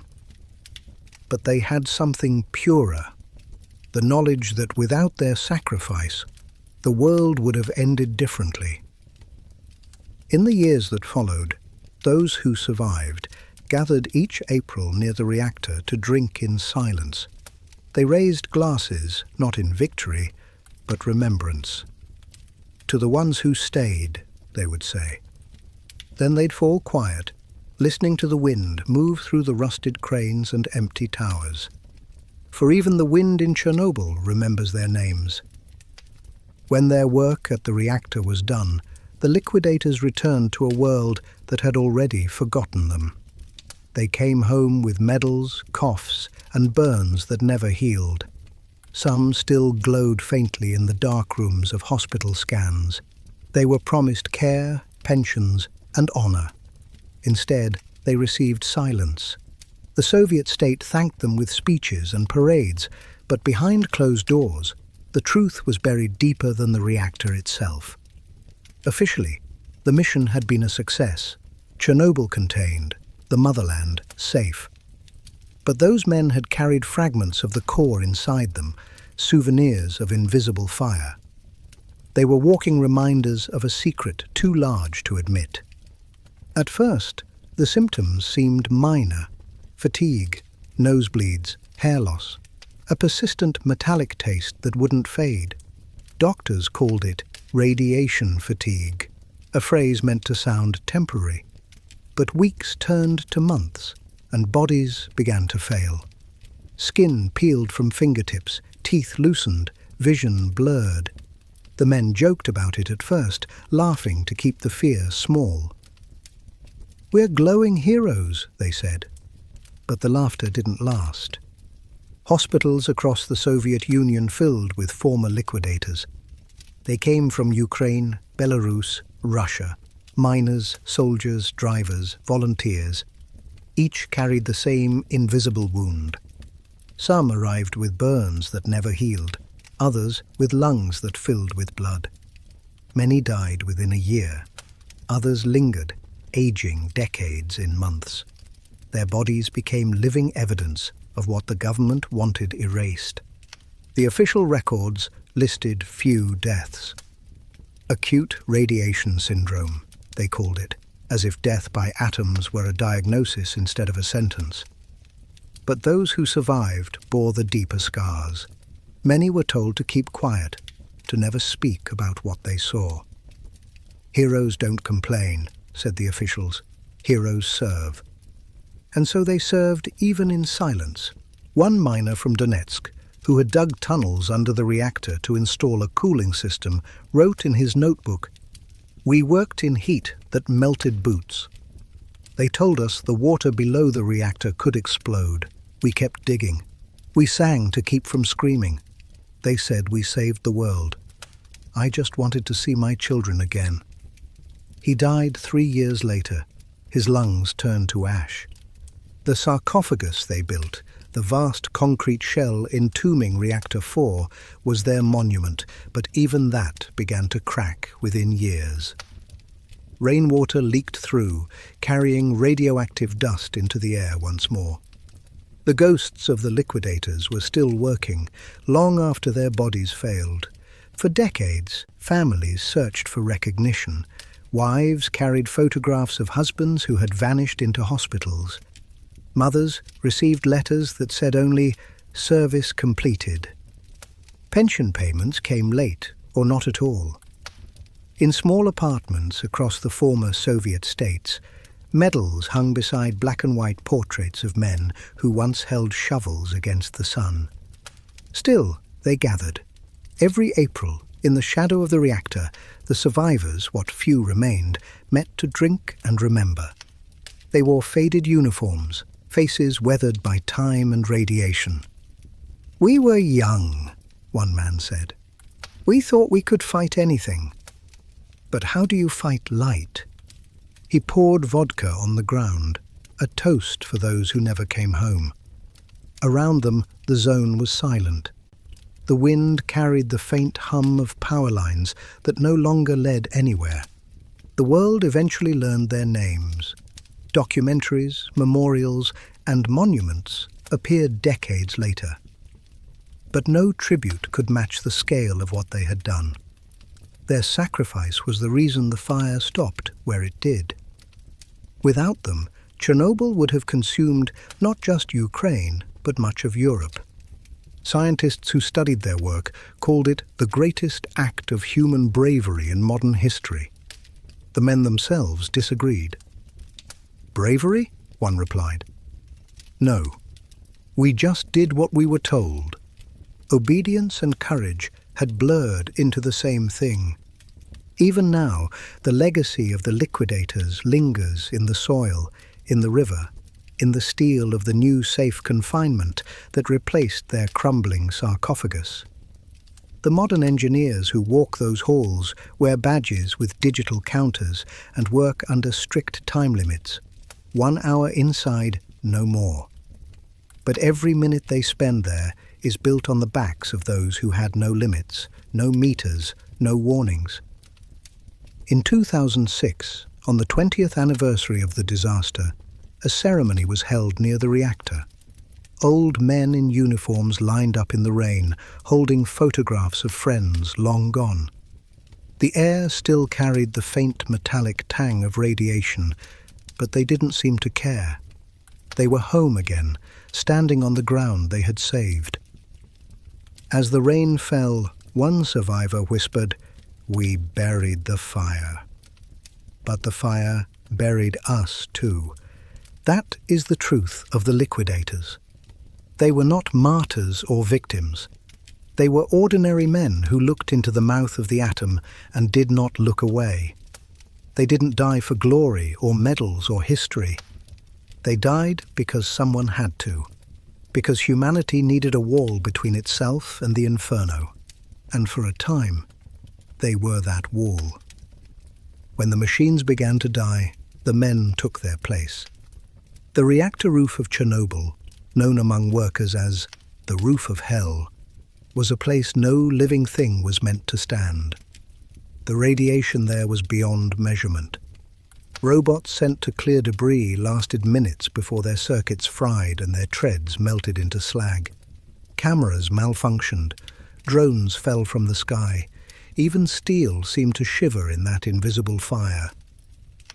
So the order came from Moscow: replace the robots with men. They called them the biorobots, a word both absurd and prophetic, flesh where steel failed. Human endurance used as machinery. The directive was delivered with the simplicity of a command. "Comrade, you will go onto the roof.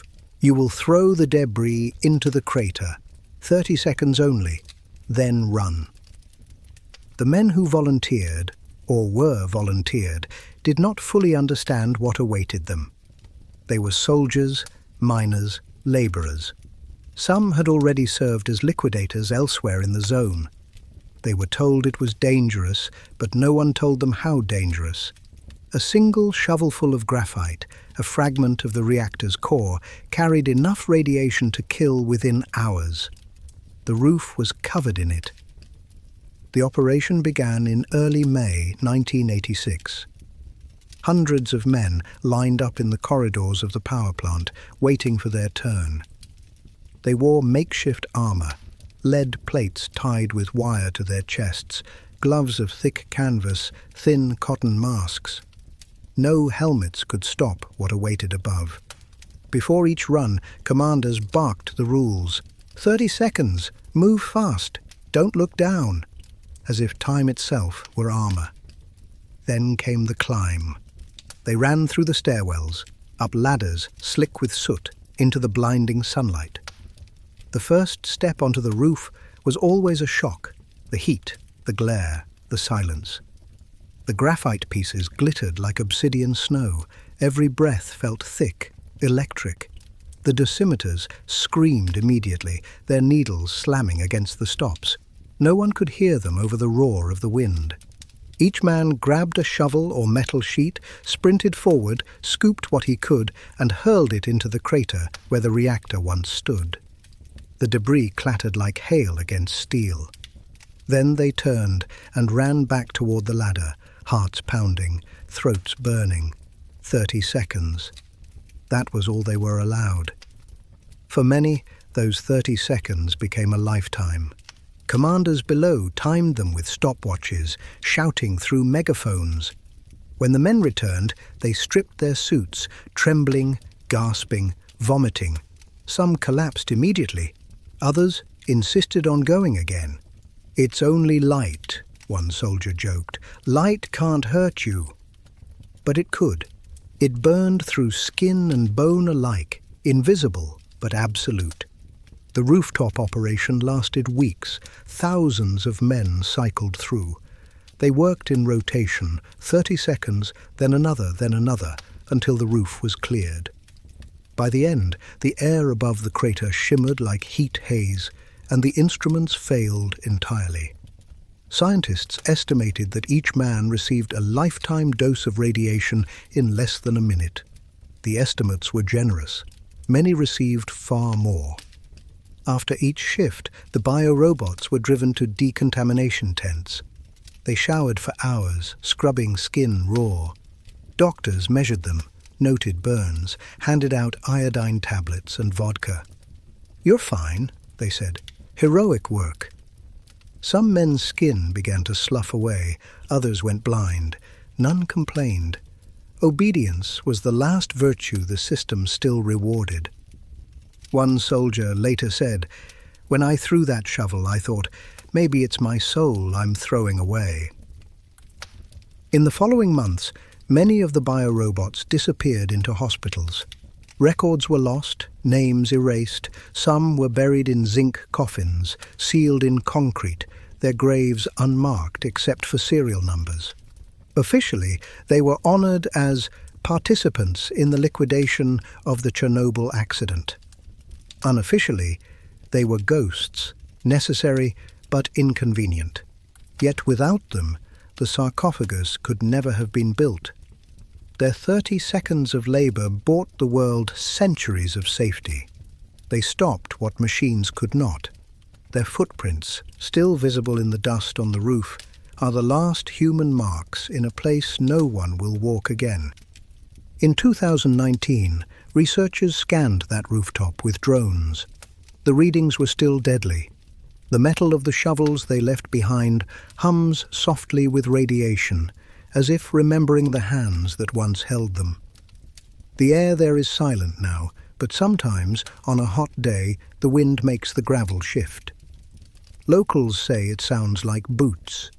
The word biorobot was meant to dehumanize, to make the unimaginable sound mechanical, efficient. But in the end, it came to mean something else. It became a synonym for courage stripped bare of illusion. These men were not machines. They were proof that the human body, frail as it is, can face even the fury of creation itself. When the operation ended, the commanders saluted them one final time. "The mission is complete," they said. But the truth was that the mission never really ended. The radiation they absorbed continues to live within them, decaying slowly, whispering through generations. And in the quiet of Chernobyl's ruins, beneath the sarcophagus they helped create, the dust still glows faintly where they walked, 30 seconds at a time, forever. The soldiers lined up in the yard below, their uniforms hung stiff with ash and sweat. Officers with clipboards recorded their names, their exposure times, their units. The men joked and smoked, pretending it was just another shift. Yet every one of them knew that something had changed. Their skin tingled as if sunburned from the inside. Their throats felt scorched. They laughed anyway. "We're glowing," one said. The others laughed until the coughing started. Doctors set up makeshift clinics in the nearby town of Chernobyl. The biorobots filed through in endless lines. Their hair fell out in clumps during the mandatory decontamination showers. Some had burns, shaped like the straps of their lead aprons. Nurses handed them iodine tablets and bottles of vodka. "Drink," they said. "It helps." It didn't. But the burn of alcohol was easier to understand than the burn of radiation. By August, the operation was declared a success. The roof was clear. Reactor 4 was sealed. The crisis, they said, was over. The men went home, back to cities and villages scattered across the Soviet Union. They carried their medals and their silence. They hugged their families, kissed their wives, lifted their children into arms that still shook. They looked healthy enough at first, for a few weeks. Then the sickness came. It began with fatigue, then the vomiting, then the skin darkening, turning almost bronze. Some developed cataracts that blinded them before 30. Others coughed blood until their lungs collapsed. Hospitals filled quietly. Death certificates were vague. Heart failure, infection, unknown illness. The word radiation rarely appeared. To admit the truth was to admit guilt. In the years that followed, survivors gathered in small reunions. They met in parks, in hospitals, in half-empty cafes. They drank to the ones who didn't make it, to the ones buried in sealed coffins far from home. They told the same stories again and again, about the heat on the roof, the smell of burning metal, the sound of their own hearts pounding in their ears. Each retelling kept them alive a little longer. One soldier, Serhiy Yaremchuk, described it best. "It wasn't bravery. It was obedience. We didn't think, we just moved. If we'd stopped to think, we wouldn't have gone up there." That was the secret of the biorobots, the mixture of courage and denial that only war or disaster can create. They were not heroes because they wanted to be. They were heroes because they had no choice. The government built monuments in their honor, but none were large enough to match the scale of their sacrifice. Simple stone slabs, a few lines of text. To those who saved the world. Visitors leave flowers, coins, sometimes a bottle of vodka. But the real memorial is the sarcophagus itself, the massive concrete tomb that hides the reactor's heart. Every beam of it carries the fingerprints of men who gave everything they had to lift it into place. Scientists still debate how many died. Some say hundreds, others tens of thousands. Records were destroyed, falsified, or never written. What remains are the stories, handwritten letters, fading photographs, and the quiet insistence of widows who remember the faces the state erased. In 2016, when the new safe confinement was slid over the old sarcophagus, a few surviving biorobots were invited to watch. They stood in the cold, grey light, older now, their bodies frail, but their eyes fierce. As the giant steel arch moved into place, one of them whispered, "We finished what we started." Another answered, "No, we only delayed it." They knew that beneath the layers of metal and concrete, the reactor still simmered, still alive, still dangerous. The half-life of uranium is measured in millennia. The half-life of memory is shorter. That is why their stories matter, because the world forgets faster than radiation fades. Today, the word biorobot survives only in documentaries and textbooks, but for those men, it was never a label. It was a sentence. They were used like tools, worn down like machines, and discarded when broken. And yet, there was something profoundly human in that sacrifice. They turned obedience into courage and despair into action. They stood where no one else could. In the heart of the exclusion zone, near the ruins of the plant, there's a small clearing with a simple cross. The wind moves through it softly, making the metal plates ring like bells. Locals say if you stand there long enough, you can hear footsteps on gravel, 30 seconds apart, over and over. The rhythm of the biorobots, still working, still throwing, still running. Because the work they started was never truly finished. The reactor sleeps, but it is not dead. The sarcophagus cracks, the air hums, and beneath it all, the ghosts of the biorobots move through the dust, 30 seconds at a time, forever bound to the fire they helped bury. After the last of the liquidators left, and the fires finally died, a strange silence settled over the 30-kilometer radius around Chernobyl. It was unlike any silence the world had ever known. Not peace, not calm, but absence. Birds no longer sang. The hum of civilization was gone. Only the wind moved, carrying whispers of invisible death through empty forests and ghost towns. The exclusion zone had been born. Soldiers at the checkpoints began calling it the dead zone. It wasn't an official term, but it spread quickly. Maps were redrawn, roads blocked, rivers tested. Everything inside was forbidden. The land itself had become an enemy. Yet within that silence, life continued in strange and distorted ways. Houses stood untouched, curtains fluttering over tables still set for dinner. In Pripyat, calendars still read April 1986. Shoes waited neatly by doors. The Ferris wheel that was meant to open for May Day stood frozen against the horizon, its yellow paint already fading under radioactive rain. The air shimmered faintly in sunlight, dust motes that were not dust at all.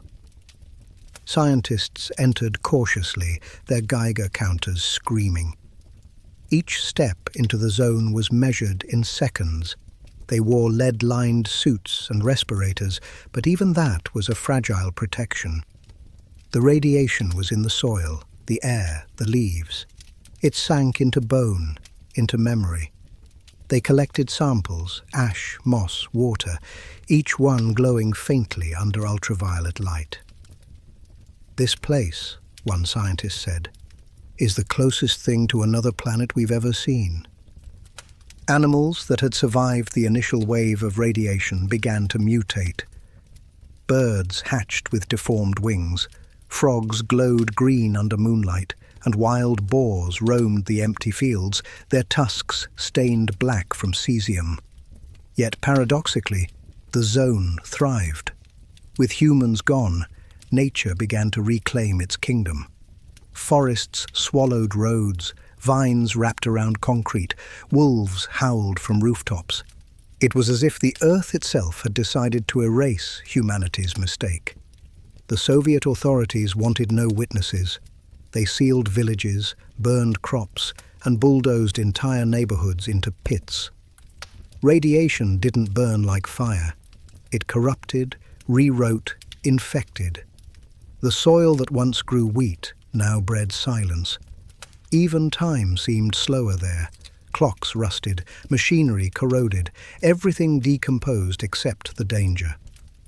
Cesium-137 has a half-life of 30 years, but Chernobyl's shadow doesn't obey math. It lingers like guilt. Despite the prohibitions, people returned. The old, mostly farmers, widows, stubborn souls who refused to die anywhere but home. They came back through forests at night, past guards who pretended not to see. They boiled water from poisoned wells and raised goats on glowing grass. The authorities called them Samosli, the self-settlers. When asked why they returned, one woman shrugged, "Better to die in my own bed than in someone else's barracks." The dead zone soon became a paradox, lethal yet alive, forbidden yet irresistible. Researchers from across the world arrived in secret to study it. They discovered rivers where fish glowed faintly blue, trees that grew twisted in perfect spirals, and soil where fungi absorbed radiation like breath. Life, it seemed, was adapting. Evolution had begun to rewrite its rules. For those who dared to enter, the zone had its own sound, a constant, high-pitched hiss that wasn't quite noise but vibration. Radiation itself makes no sound, yet the mind invents one, a kind of pressure in the ears, as if the world were whispering leave. Cameras captured streaks of light invisible to the eye, static that crawled across film like fingerprints of ghosts. Helicopters continued to patrol the perimeter. Inside the zone, military trucks moved in convoys, spraying chemicals, sealing wells, mapping contamination. They named the most dangerous spots after hells from mythology: the Elephant's Foot, the Red Forest, the Black Lake. Each had its own story, its own level of terror. The Elephant's Foot, a molten mass of uranium and concrete, could kill a man in seconds, even years later. It still glows in photographs, like a heart that refuses to stop beating. The dead zone was more than geography. It was a scar across history, a reminder of what happens when power outruns wisdom. For decades, the Soviets insisted it would recover, that nature would purify itself. And in a twisted way, it did. The zone became a sanctuary for wolves, bears, lynx and deer. Species extinct elsewhere returned. In the absence of humanity, life flourished. The air was toxic, but it was free. Photographers who visit today describe an eerie beauty, sunlight cutting through the mist, golden fields shimmering under invisible radiation. The Geiger counters click like heartbeats, a rhythm reminding them that beauty can kill. The silence is deceptive. Beneath the calm, decay hums like a song. The dead zone doesn't belong to the past. It lives in the present, in the particles drifting east with every wind. The forests that grew there carry radiation in their roots, and each wildfire releases it again into the sky. The cycle never truly ends. The zone breathes, sleeps, and wakes, always hungry. For those who have seen it, Chernobyl's dead zone is not just a place, it's an idea. A glimpse of what the world might look like after humanity's last mistake. Concrete monuments half buried in moss, roads leading nowhere, houses filled with dust and memory. It's haunting, yes, but also peaceful. The kind of peace that follows after the end. And in that silence, if you listen closely, you might hear it. The echo of footsteps, the faint hum of power lines, the ghost of a civilization that once believed it could command the atom. The dead zone doesn't forgive, and it never forgets. It waits, patient, eternal, watching. After the last of the liquidators left and the fires finally died, a strange silence settled over the 30-kilometer radius around Chernobyl. It was unlike any silence the world had ever known. Not peace, not calm, but absence. Birds no longer sang. The hum of civilization was gone. Only the wind moved, carrying whispers of invisible death through empty forests and ghost towns. The exclusion zone had been born. Soldiers at the checkpoints began calling it the dead zone. It wasn't an official term, but it spread quickly. Maps were redrawn, roads blocked, rivers tested. Everything inside was forbidden. The land itself had become an enemy. Yet within that silence, life continued in strange and distorted ways. Houses stood untouched, curtains fluttering over tables still set for dinner. In Pripyat, calendars still read April 1986. Shoes waited neatly by doors. The Ferris wheel that was meant to open for May Day stood frozen against the horizon, its yellow paint already fading under radioactive rain. The air shimmered faintly in sunlight, dust motes that were not dust at all. Scientists entered cautiously, their Geiger counters screaming. Each step into the zone was measured in seconds. They wore lead-lined suits and respirators, but even that was a fragile protection. The radiation was in the soil, the air, the leaves. It sank into bone, into memory. They collected samples, ash, moss, water, each one glowing faintly under ultraviolet light. "This place," one scientist said, "is the closest thing to another planet we've ever seen."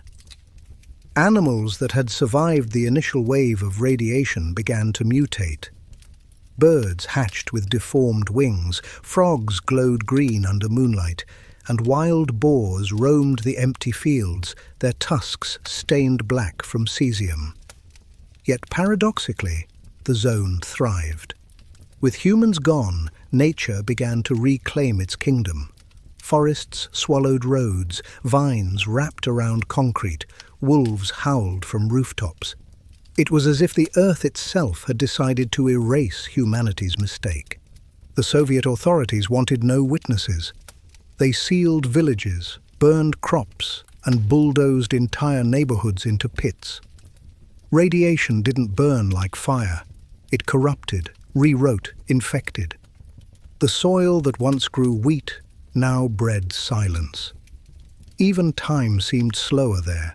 Clocks rusted, machinery corroded, everything decomposed except the danger.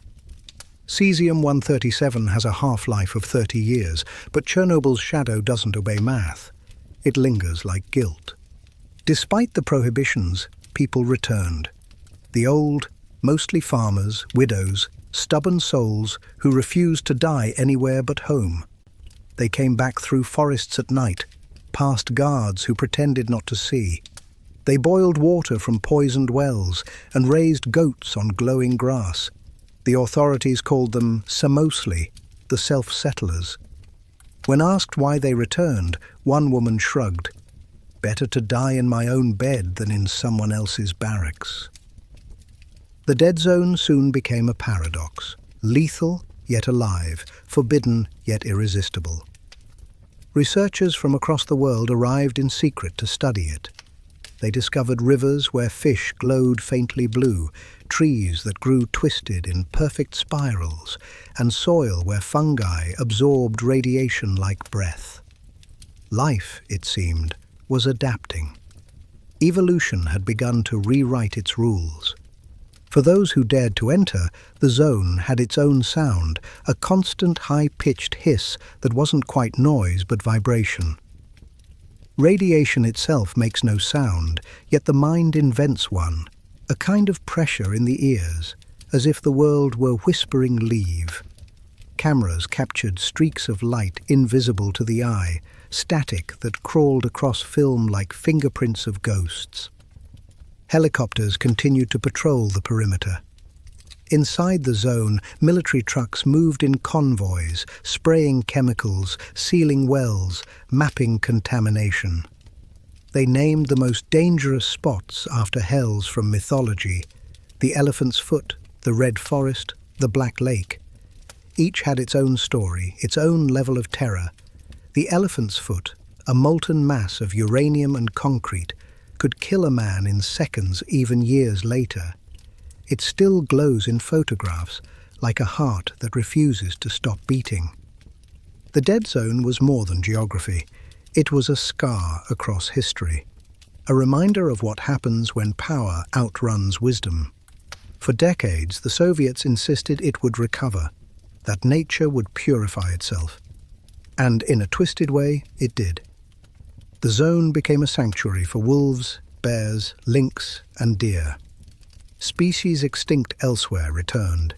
In the absence of humanity, life flourished. The air was toxic, but it was free. Photographers who visit today describe an eerie beauty: sunlight cutting through the mist, golden fields shimmering under invisible radiation. The Geiger counters click like heartbeats, a rhythm reminding them that beauty can kill. The silence is deceptive.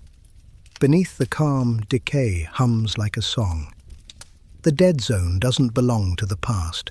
It lives in the present, in the particles drifting east with every wind. The forests that grew there carry radiation in their roots, and each wildfire releases it again into the sky. The cycle never truly ends. The zone breathes, sleeps, and wakes, always hungry. For those who have seen it, Chernobyl's dead zone is not just a place, it's an idea. A glimpse of what the world might look like after humanity's last mistake. Concrete monuments half buried in moss, roads leading nowhere, houses filled with dust and memory. It's haunting, yes, but also peaceful, the kind of peace that follows after the end. And in that silence, if you listen closely, you might hear it. The echo of footsteps, the faint hum of power lines, the ghost of a civilization that once believed it could command the atom. The dead zone doesn't forgive, and it never forgets. It waits. Patient, eternal, watching. When the reactor burned, it didn't just scar the Earth. It reached forward in time, etching its mark onto a generation not yet born. In the years that followed, the hospitals of Kiev, Minsk, and Gomel filled with children who carried the legacy of that night inside their blood. They were called the Children of Chernobyl, and though most had never seen the reactor itself, the fire lived quietly within them. Their mothers had been evacuated from the exclusion zone, some only hours after the explosion, others days later, when invisible dust had already settled on their skin, their food, their breath. The government said the danger was over. They said the air was safe. They lied. And so, the radiation that had escaped the plant began its silent inheritance. Doctors started to notice the changes first. Babies born underweight with strange growths, missing organs, or hearts that struggled to beat. Thyroid cancers that should have been impossibly rare appeared in children barely old enough to speak, blood disorders, immune failures, tumors. Each case a quiet echo of the atom's rebellion. For years, officials denied any connection. The statistics were coincidence, the illnesses unrelated. But the children told a different story. In the hospitals of Belarus, nurses kept journals. Their pages are filled with numbers, sketches and notes written in tired hands. Infant, female, born 2.3 kilograms, severe anemia. Child male, growth halted at 6 years. No diagnosis, unknown. The word unknown appears more than any other. They were witnessing evolution's cruel experiment in real time. By the early 1990s, international aid groups began arriving. Doctors from Germany, Japan, the United States. They came with equipment, medicine, and compassion, tools that the collapsing Soviet state could no longer provide. They opened clinics, trained local physicians, and built programs that sent sick children abroad for treatment. For a while, hope seemed possible. Yet the damage was not just medical, it was generational. The children grew up in fear of inheritance. Could they have families of their own? Would their children suffer as they had?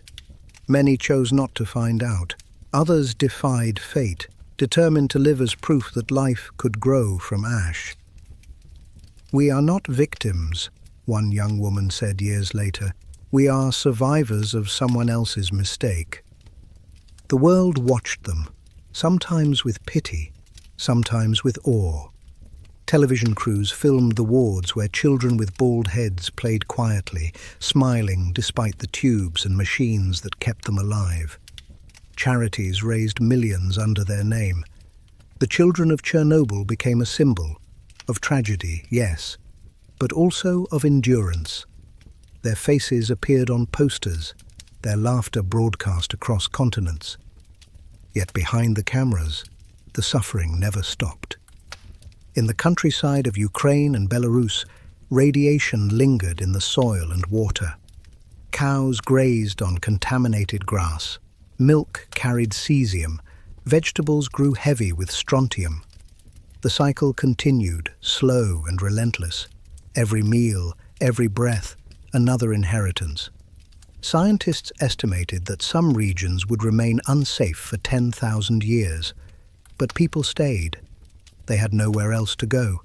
And so new generations were born beneath the long shadow of the reactor.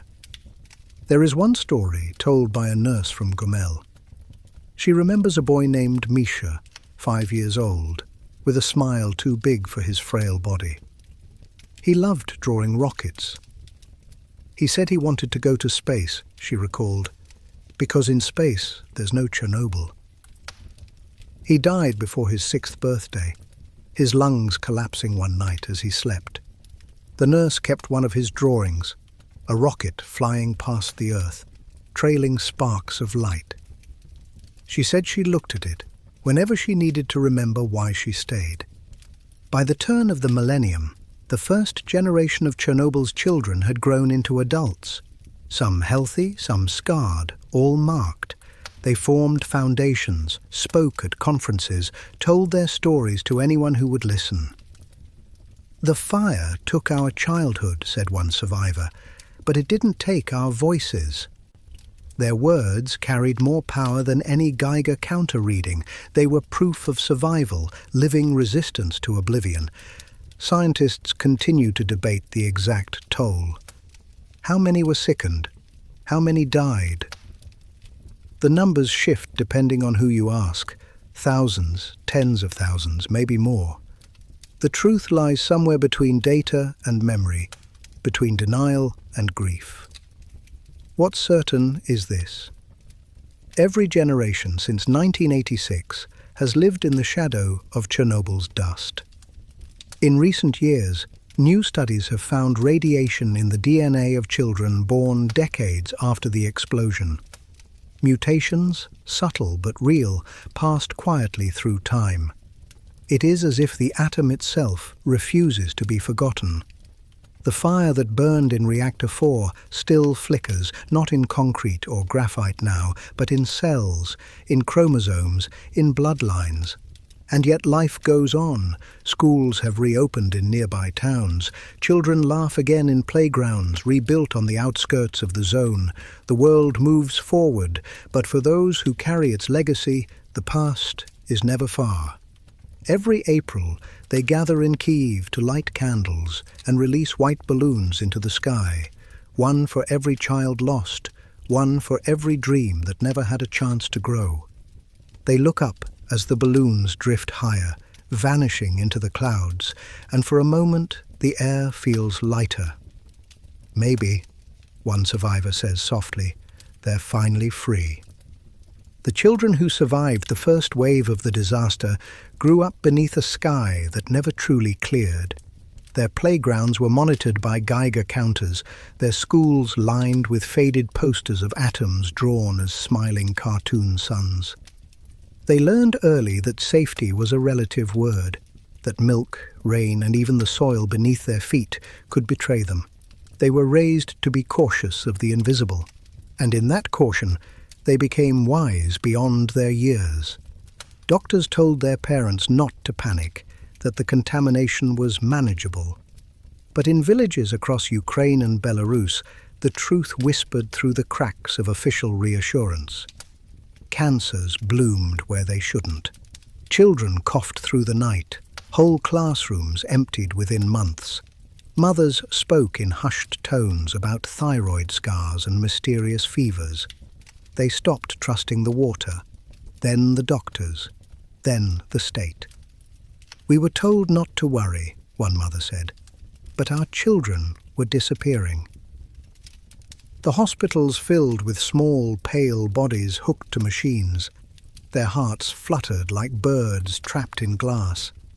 The nurses became experts in quiet comfort, adjusting blankets, singing softly, pretending not to notice the empty beds that appeared each morning.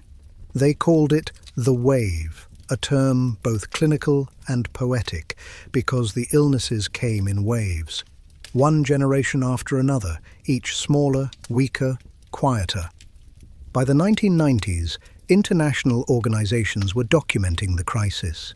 The Children of Chernobyl Relief Fund, UNICEF, and Green Cross International sent doctors, psychologists, and humanitarian aid. Western journalists arrived, cameras flashing, eager to capture images that would make the world care. And for a while, it worked. Money flowed, hospitals expanded, flights carried sick children to clinics in Germany, Italy, and the United States. They were greeted with toys, kindness, and clean air. But every plane that landed abroad was a reminder that home had become uninhabitable. For those who stayed, survival became a kind of quiet defiance. Teenagers born after the explosion grew up wandering the edges of the exclusion zone, playing in abandoned streets, chasing stories of ghosts and glowing trees. They were called Chernobyl's children by tourists and journalists alike, as if the place had adopted them. Many embraced it, wearing it as both a curse and a badge of honor. "We're radioactive," one boy joked to a reporter, "but at least we're famous." Their humor masked a truth they understood too well.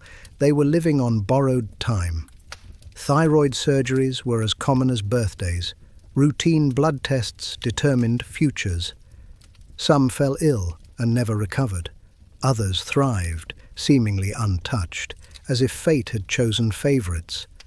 Radiation is not fair. It does not distribute suffering evenly. One girl, Alina, became the face of a charity campaign. Her photograph, bald head, blue eyes, a defiant smile, appeared on posters across Europe. Donations poured in, but Alina never saw them. She died at 14, her image still raising money for others long after she was gone. Her mother said she would have liked that. "She always wanted to help," she whispered. The legacy of these children is not measured in statistics or diagnoses. It lives in their art, their stories, their unbroken will. Some became doctors themselves, inspired by the ones who saved them. Others became activists, traveling the world to speak of what happened. "We are not experiments," one said at a conference. "We are evidence." Scientists studying the region found that many survivors carried subtle genetic mutations, markers of the disaster imprinted within their DNA. It was as though the atom had left its signature, an eternal reminder that humanity's creations never truly die. Even now, decades later, those mutations pass silently through generations, shaping futures in ways we still don't understand. But not all the stories are tragic. In some towns, the land healed faster than anyone predicted. Radiation levels dropped, crops returned. The people who stayed learned to live with the invisible. They grew food carefully, tested everything they ate, and built a rhythm of life that balanced risk with resilience. "You stop thinking about it," one man said. "You either live or you don't." The children who were once patients are now parents. Their own children play in fields where the Geiger counter still clicks faintly. They tell them stories, not of monsters, but of courage. They speak of firefighters, miners, and doctors who stood between humanity and destruction, and they teach them the same lesson all survivors eventually learn, that hope is more contagious than fear. Every April 26th, they gather under grey skies to lay flowers at memorials carved from stone and steel. They light candles, each flame a small defiance against the darkness that began that night in 1986. The bells ring, the priests chant, and the air hums with memory. The children, now grown, hold hands and look toward the distant outline of the reactor, its shape softened by time. For them, Chernobyl is not just a tragedy. It is the beginning of everything they are. They carry its fire, its warning, and its strength. They are proof that even in the ruins of the worst mistake humanity ever made, life can find a way to shine. And somewhere, in a forgotten hospital drawer, a child's drawing still waits, a rocket streaking past a blue Earth away from the shadow of the atom into a sky that finally looks clean. When the reactor exploded, a cloud of radioactive dust rose into the sky and drifted west, carried by the spring wind. The first to die were not the people, but the trees. Pine needles browned overnight, their vibrant green turned to rust, as if autumn had fallen in a single breath. By morning, the forest surrounding Chernobyl was no longer alive. The soldiers who arrived later named it the Red Forest, a place where the earth itself had burned from the inside out. To this day, it remains one of the most contaminated locations on the planet. But in those first few weeks after the explosion, it looked like something from another world. The treetops glowed faintly in the moonlight, the air carried a metallic tang, and the ground shimmered like glass. Helicopters flying overhead reported strange visual distortions, a haze that made the forest pulse like a living ember. The Red Forest became both a symbol and a warning. Scientists who entered the area in May 1986 found radiation levels higher than those recorded at Hiroshima's Ground Zero. Their dosimeters screamed as they approached the tree line. Birds lay dead on the soil. The leaves, stripped of chlorophyll, were fragile as ash. Entire swathes of nature had turned into a radioactive tomb. To contain the contamination, Soviet soldiers were ordered to bury the forest. They cut down trees by the thousands, stacked them into pits, and covered them with sand and lead. Trucks rumbled through the haze, drivers wearing makeshift masks, unaware that the dust they inhaled would kill them years later. They worked in silence, the only sound the crunch of branches underfoot and the distant hum of the still burning reactor. When they finished, the land looked smooth again, almost peaceful, but beneath it lay death. The buried trees continued to decay, releasing radioactive gases that rose slowly back into the air. The soldiers called it the breathing earth. The forest, even dead, refused to rest. Years passed. The radiation lingered, invisible but potent, seeping into the roots of new growth. And then, something strange began to happen. From the soil of the Red Forest, life returned. First came the moss, thick, bright, defiant. Then the fungi, mutating into bizarre shapes, feeding on the cesium and strontium that killed everything else. Then the trees, smaller, twisted, but alive. They grew in patterns unlike any other forest, their trunks spiraling as if the air itself were warped. Scientists were astonished. The Red Forest had become a paradox, a place where death and life existed side by side, bound by radiation. Plants that should have withered thrived. Animals began to return. Wolves, boars, and elk wandered freely through the zone, unbothered by the danger humans feared. The air was still toxic, but the wild didn't care. Evolution had begun to adapt. In the late 1990s, biologists from Ukraine and Sweden set up observation posts along the forest's edge. What they found challenged everything they thought they knew. Some insects had developed thicker exoskeletons, a natural shield against radiation. Birds had higher levels of antioxidants in their blood, protecting their cells from damage. Even the trees showed genetic resistance, passing mutations from one generation to the next. It was as if the forest had rewritten its own DNA to survive. The scientists called it radioadaptive evolution. Nature, when wounded deeply enough, finds a way to heal, not perfectly, but persistently. The Red Forest had transformed from a graveyard into a laboratory of survival. What began as destruction had become revelation. But not everything recovered. Even now, patches of the forest remain deadly. The soil hums with radiation, and the Geiger counter's clicks grow frantic near the old burial mounds. Step too deep, and the danger returns. Silent, unseen, absolute. The wind that passes through the trees carries traces of cesium. Each gust is a whisper of the past. When wildfires swept through the zone in recent years, they reawakened that buried poison. Smoke rose into the sky, carrying particles of the reactor's ash across Europe once more. The Red Forest, it seemed, could never fully die, nor could it be forgotten. The flames revealed what the soil still held, an ancient wound reopened by time. Locals who live near the edge of the zone speak of strange lights at night, small, floating glows between the trees.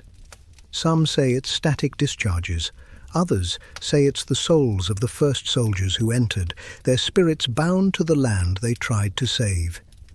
The forest hums softly under moonlight, a chorus of invisible energy that never sleeps. The Red Forest has become more than a name. It's a living monument. It stands as proof of nature's resilience and humanity's folly. A reminder that the line between destruction and rebirth is thinner than we think. Every branch, every leaf, every breath of wind carries the memory of the day the world changed. Scientists still go there, measuring, watching, documenting. They call it research. But when they leave, many admit the same feeling, that something in the Red Forest watches back. It is not malevolent, only aware, a witness to history too great to fade. In spring, when the new leaves unfold, they shimmer faintly under sunlight, not green, but tinged with copper, as if remembering the fire that made them. It is beautiful, and it is terrifying, because in Chernobyl's heart, even beauty glows. Long after the explosion, when the concrete tomb had cooled and the ash had settled, a light still moved in the dark heart of Reactor 4.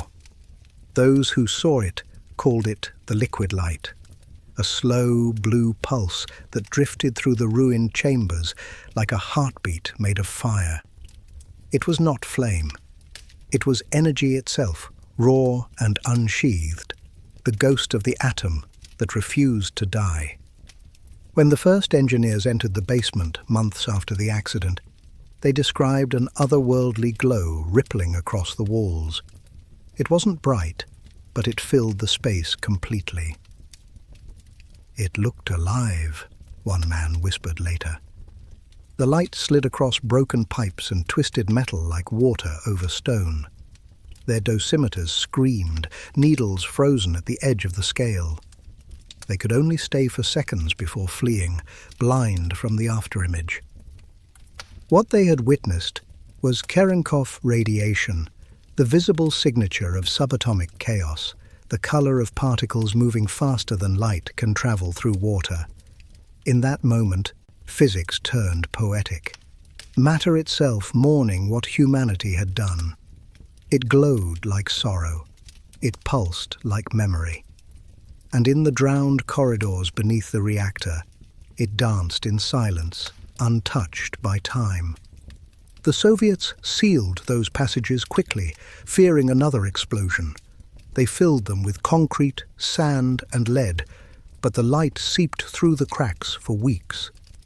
Locals claimed they could see a faint blue halo rising from the power plant at night, hovering above the sarcophagus like a dying star. Helicopter pilots refused to fly too close. Their instruments went mad when the light flared. Some called it a curse, others a miracle. But the truth was simpler. It was the residue of a sun humanity had built in its basement, a small, contained cosmos that had broken loose. For decades, it would continue to shimmer behind the layers of steel and concrete, invisible to most, waiting. In 1991, when parts of the sarcophagus began to collapse, workers sent cameras into the old ventilation shafts. The footage revealed something terrifying. A molten mass still glowing faintly, shifting with heat even after 5 years. It looked like cooling lava, black at the surface, but alive underneath. Scientists named it the corium, though among the workers it was simply the monster. It was the melted heart of the reactor. Uranium, graphite, concrete, and sand fused into one. One formation, shaped like the trunk of an elephant, became infamous, the elephant's foot. Standing before it for even a minute meant death. Yet its surface glowed faintly, a dull blue-grey that pulsed in photographs like trapped lightning. Cameras left near it melted within hours. The light that once filled the hallways had congealed into matter. Light turned solid, energy frozen in grief. The men who filmed it had to crawl through the ruins, dragging heavy cameras on tripods wrapped in lead blankets. They stayed less than a minute. Their faces burned, their hair fell out within days, but they captured proof of the impossible. The fire was still alive. When the footage was shown to physicists, some wept. The light that destroyed a city now glowed quietly in the dark, beautiful and deadly as truth itself. Years later, when scientists returned with remote drones, the glow had faded but never vanished. It lurked beneath the crust of corium like embers beneath ash. Radiation levels remained high enough to sterilize steel. Instruments recorded occasional bursts, tiny flashes of renewed fission, like the reactor remembering its own heartbeat. "It's trying to live again," one researcher said. The thought chilled everyone in the room. That is the paradox of Chernobyl's light. It is both creation and ruin, awe and horror. It reminds us that inside every atom lies a universe, one we can summon but never truly control. When it glowed, it was not just the world's most dangerous fire. It was a reflection of us, our ambition, our brilliance, our arrogance. Standing near the sarcophagus today at dusk, you can still see a shimmer deep inside through cracks in the shielding, faint, intermittent, like the memory of lightning. The guides warn visitors not to linger, but few listen. The human eye is drawn to light, even when it kills. We are creatures of curiosity. We look into the abyss and call it progress. The liquid light of Chernobyl is not gone. It has only learned patience. Beneath layers of steel and concrete, behind centuries of half-lives, it waits, slow, steady, eternal. The last heartbeat of a man-made star. Even now, decades after the explosion, deep beneath the layers of shielding and concrete, the reactor breathes. It's faint, a whisper of energy, a tremor in the walls. But it's there. The liquid light hasn't vanished. It has only gone quiet, waiting in the dark. The engineers who monitor it today speak of it with reverence and fear, as if discussing something sacred. They call it the sleeping sun.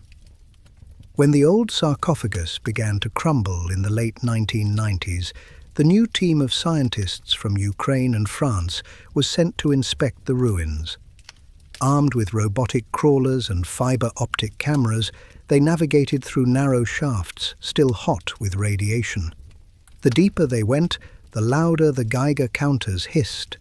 The tunnels seemed to hum, a low, steady vibration that wasn't mechanical. "It's alive down here," one of them said into his headset. The others didn't answer. They could all feel it. Through the camera feed, they saw the same eerie glow their predecessors had described years before. It wasn't bright, but it moved, flickering against walls of fused metal and graphite, pulsing like veins under translucent skin. The liquid light flowed slowly through the cracks of the corium, changing color from deep blue to silver. It didn't obey physics anymore. It obeyed its own rhythm. At first, they believed it was just Cherenkov radiation bouncing off trapped water, but when the cameras moved, the light seemed to follow. It wasn't reflection, it was emission. The corium was still reacting, 1,000 tiny fissions flickering inside the mass, too small to trigger an explosion, but powerful enough to keep the light alive. It was the heart of a star, trapped underground. The team withdrew after 30 minutes, their dosimeters maxed out. The film from that expedition was classified for years. When it was finally released, the footage became infamous. Shimmering corridors, glowing dust, an ocean of molten shadow. It looked like something out of a dream, but it was real, and it was lethal. For scientists, the light became a mystery and a warning. It defied the simplicity of decay. The corium should have gone dormant, yet it persisted, self-heating, self-glowing, like a memory refusing to fade. It taught the world something profound, that even in stillness, the atom remembers motion. It cannot truly die. Every few years, instruments above Reactor 4 detect bursts of neutron activity, small, random spikes that fade as quickly as they appear. They call these flashes. Sometimes they last seconds, sometimes hours. The engineers monitor them day and night, afraid that one might grow into something more. It's like watching a sleeping giant shift in its bed, one technician said. You pray it doesn't wake up.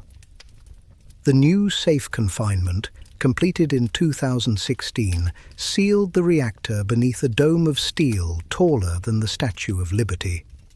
Inside it, robotic arms move slowly through the ruins, dismantling fragments of the old structure piece by piece. Yet even there, among the machines, the light remains.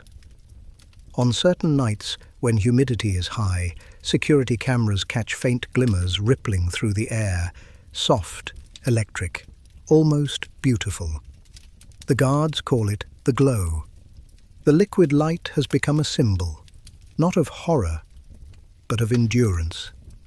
It represents everything mankind once believed it could control, and everything it learned it could not.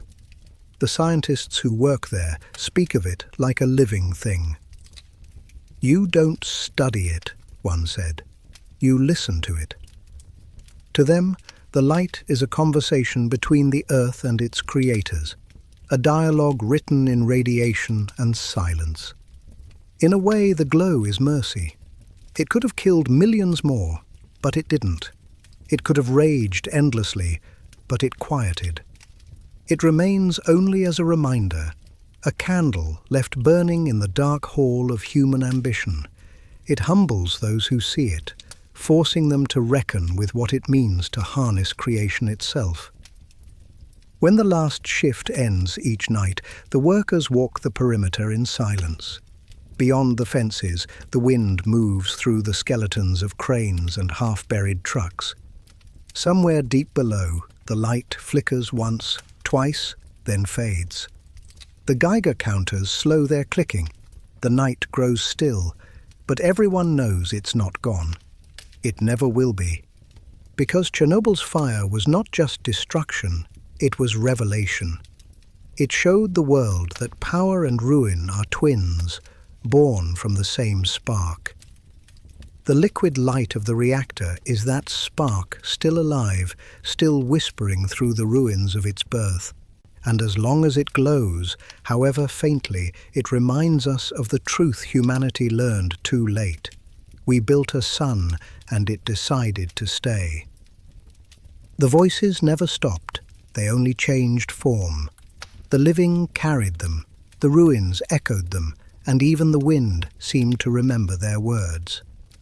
Chernobyl became a place where sound itself felt haunted, not by spirits, but by memory too heavy to fade. When journalists first began recording survivor testimonies in the 1990s, they expected grief. What they found instead was something quieter, harder to define: endurance. The people of the zone did not tell stories to weep. They told them to make sense of what could never be undone. Each interview was an exorcism wrapped in calm. A schoolteacher named Irina Volnova described the morning after the explosion. "We were told to bring the children to the square," she said. "The air sparkled like dust, but silver." The little ones laughed, said it looked like snow. She paused before finishing. "We didn't know we were watching poison fall." She lost her hair a week later. 20 years on, her voice still trembled when she said the word snow. An engineer, Mikhail Rogov, told his story with the precision of a man still trying to measure the impossible. He had stood in the control room as alarms screamed and needles jammed against the edge of their dials. "It was beautiful in a way," he said. "The panels glowed. The sound was like thunder inside the walls. For a moment, I thought we'd made a star." He smiled without joy. "We had. We just didn't survive it." There were voices of faith too. In 1987, priests returned to bless the land. They sprinkled holy water on soil that registered 1,000 microsieverts per hour. One priest recalled the sound of his Geiger counter chirping through his prayers. "Each click was an amen," he said. "Even God had to listen." The Samosli, the old ones who refused to leave, spoke of the zone as if it were alive. They named the trees, fed the stray dogs, whispered to the shadows that moved between the houses at dusk. "The forest talks to you," said Olha Hritsenko, 82. "Sometimes in Russian, sometimes in Ukrainian, sometimes in no language at all. But you understand, she tended a small garden of potatoes and herbs, her hands cracked and steady. The land forgave us," she said. "It just never forgot." In the archives of Kiev, there exists a single reel of audio from 1986, recovered from the Pripyat police radio. Static, then a male voice. "Command, we have lights in the north sky. Blue. We can't breathe. What do we—" The tape ends in a burst of distortion. Experts cleaned the recording decades later. In the silence before it cuts, there is faint laughter. No one knows whose. Visitors who sneak into the zone today claim to hear things their cameras can't capture. Faint whispers, music, the sound of footsteps on the floors above when no one else is there. Psychologists call it auditory pareidolia, the brain searching for patterns in noise. But even scientists admit that something about Chernobyl feels sentient. It listens as much as it speaks. In 2010, a group of university researchers placed microphones throughout the exclusion zone to study natural soundscapes. When they reviewed the recordings, they found anomalies: rhythmic pulses beneath the wind, frequencies below human hearing, patterns repeating every 4.6 seconds.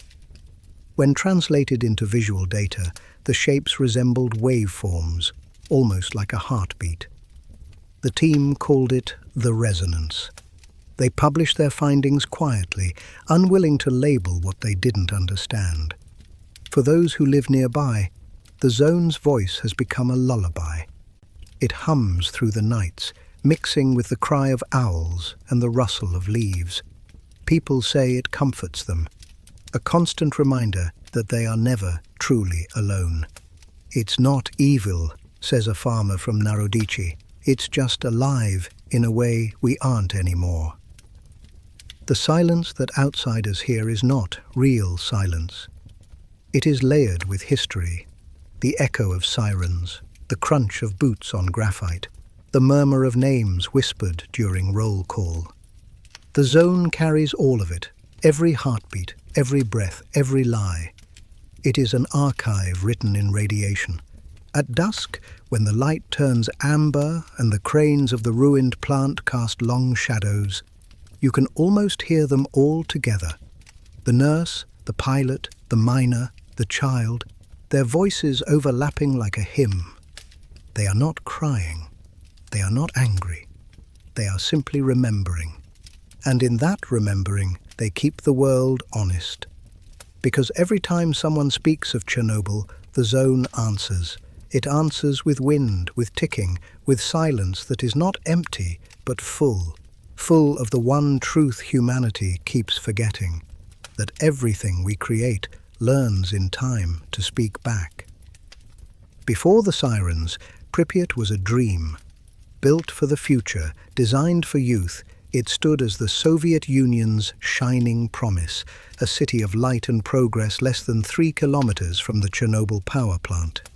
There were parks and fountains, movie theaters, music schools, cafes with neon signs. The apartments were modern, the streets smelled of lilacs and new paint. On April 25, 1986, the residents went to bed believing they lived in the safest city in the world. They never imagined that within 36 hours it would become one of the loneliest. When the explosion ripped through Reactor 4, the people of Pripyat saw a pillar of light rising beyond the horizon. They gathered on balconies to watch, thinking it beautiful, a midnight sun glowing above the trees.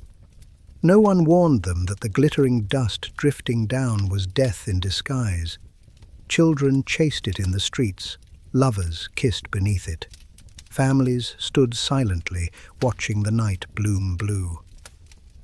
The next morning, life continued as normal. Weddings were held, markets opened, buses ran. A film played in the cinema called Karma. The only sign of unease came from soldiers posted near the bridge, their faces pale beneath helmets. By afternoon, Geiger counters were screaming across the city, though few knew what the sound meant. Rumors spread. An accident at the plant, a small fire, nothing serious. The local radio urged calm. Everything is under control. By evening, the hospitals overflowed. Firefighters' wives waited in hallways, clutching clothes that still smelled of smoke. Children vomited, their skin flushed with invisible burns. Doctors worked without protective gear. The phone lines went dead. Still, no official word came. At 1 p.m. on April 27th, the order finally arrived. Evacuate immediately. Loudspeakers rolled through the streets, their voices calm, almost polite. Comrades, please prepare for temporary relocation. Take documents, essential belongings, and food for 3 days. They were told they'd be home by the weekend, so they left everything behind: photographs on tables, dishes half-washed, toys on beds. Buses filled the roads for miles, hundreds of them crawling toward Kiev under grey skies. Children pressed faces to windows, watching their city recede. Some waved, others slept, unaware that they were leaving forever. When the last convoy crossed the bridge, soldiers sealed the checkpoints. Pripyat exhaled. The wind carried the sound of creaking swings, the hum of power lines, the faint ticking of the invisible storm. Then silence. The city remained untouched for years, an open-air museum of the moment before disaster. Calendars still read April 1986. In classrooms, unfinished lessons sat in chalk. In the amusement park, the Ferris wheel stood rusted but unbroken, its yellow cabins frozen in mid-turn. Locals began calling it the Wheel of Ghosts. When the wind blew, it groaned softly, like something trying to remember how to move. Nature crept back first. Birch trees cracked through sidewalks. Moss devoured the walls. The streets where children once raced on bicycles became tunnels of green. Foxes prowled the supermarkets. Owls nested in the control towers. The city that once symbolized humanity's mastery over nature had become proof of its absence. For years, soldiers patrolled to keep looters away. But curiosity is a force stronger than law. Explorers, photographers, and thrill-seekers found ways in. They wandered through schools where gas masks littered the floors, through apartments where mirrors reflected no one. Their flashlights illuminated murals of smiling workers, faces untouched by decay. Every room they entered felt paused mid-breath, waiting for its owners to return. Pripyat became more than a place. It became a reflection, a frozen echo of human ambition and error. Tourists walked its streets whispering, as if loud voices might wake the dead. Some wept. Others took selfies. The irony was unbearable. The same curiosity that once built Chernobyl now returned to photograph its ruins. In winter, snow buries everything in silence. From above, the city looks pure again, white, flawless, eternal. But beneath that beauty lies the truth. Radiation doesn't melt. It seeps, it waits. It lingers in every brick and leaf. Pripyat's shadow stretches far beyond its streets, across decades, across borders, across memory. At sunset, when the light turns copper and the Ferris wheel glows for an instant before the dark, you can almost see the city as it was meant to be, a paradise of progress, untouched by time. And then, as the light fades, you remember what it cost. The shadow of Pripyat is not absence, it is presence. It is what remains when the dream outlives the dreamers. At night, the city of Pripyat breathes differently. The wind moves through its empty corridors, rattling broken glass, lifting old curtains that still hang like ghosts. Moonlight glides across cracked pavement, painting silver veins through a skeleton of concrete. What was once a home for 50,000 people has become a monument to silence. The locals call it the City of Echoes. You can walk for hours and hear your footsteps answer from walls that no longer stand. The sound returns softer, delayed, as if the city itself is still thinking about how to respond. Sometimes it does. Faint clicks, the cry of an owl, the rustle of deer moving through overgrown courtyards. Nature has taken the apartments, but the rooms still remember. A child's shoe lies near a window. A photograph fades in the sunlight. Dust covers the furniture like snow. It is as though life simply stepped out for a moment and never came back. In the central square, the clock on the old Palace of Culture has stopped at 1:23, the minute of the explosion. No one wound it again. Tour guides point to it like scripture, but the truth is simpler. The gears fused from the shockwave, and time ended there. The Ferris wheel stands nearby, its paint peeled to bone, its cabin swinging gently in the wind. People call it the saddest amusement park in the world, though the sadness is quiet, polite. The wheel doesn't mourn, it waits. In the decades since the evacuation, Pripyat has become both ruin and relic. Wildlife thrives where humans cannot. Wolves stalk the boulevards, their eyes glinting from stairwells. Ravens build nests on rooftops once covered in antennas. The forest has swallowed whole streets, turning the city into a green labyrinth. It's beautiful in a way that feels wrong. Nature's revenge, shaped like mercy. Tourists arrive in controlled convoys, their Geiger counters ticking like nervous metronomes. They move carefully, whispering, taking photos of collapsed schools and theatres. Some say they can still hear laughter in the hallways, that their cameras capture faces in the glass. Scientists dismiss it as pareidolia, tricks of light and dust. But everyone who's been there agrees. Pripyat is not empty. It listens. There's a hotel at the city's centre, Policia. Its roof was once an observation deck where snipers stood during the cleanup to watch for looters. Now it's a ruin, open to the sky. On clear nights, you can stand there and see the sarcophagus glowing faintly in the distance. The stars above, the reactor below. Two kinds of light, both ancient, both untouchable. Beneath that same sky, the trees whisper. Their roots have split the concrete. The asphalt ripples like water. Even gravity feels uncertain here, as if the laws of the world bend slightly inside the zone. Everything grows slower, thicker, stranger. The birds sing less often, but when they do, the sound carries for miles, bouncing off metal and glass. The city amplifies it, one living voice inside a graveyard of silence. In 2011, a musician recorded a full album using the sounds of Pripyat, the hum of power lines, the creak of the Ferris wheel, the flutter of wings through stairwells. He called it Songs for a City That Forgot to Die. When played, the melodies feel human and mechanical at once, the ghost of civilization humming its own requiem. Yet Pripyat isn't just decay, it's preservation. Inside those walls, history never moves forward. It loops endlessly, replaying the last calm day before the sirens. You can feel it in the air, the faint perfume of lilacs, the residue of laughter. Memory itself clings to the place like radiation, impossible to wash away. When dawn arrives, sunlight spills over the rooftops, and for a moment, the city looks alive again. The windows shimmer, the playgrounds gleam with dew.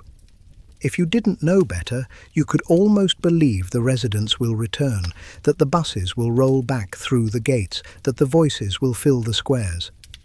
But the illusion breaks with the first step, when the Geiger counter begins to tick again, faster, louder, reminding you that time here is an imposter.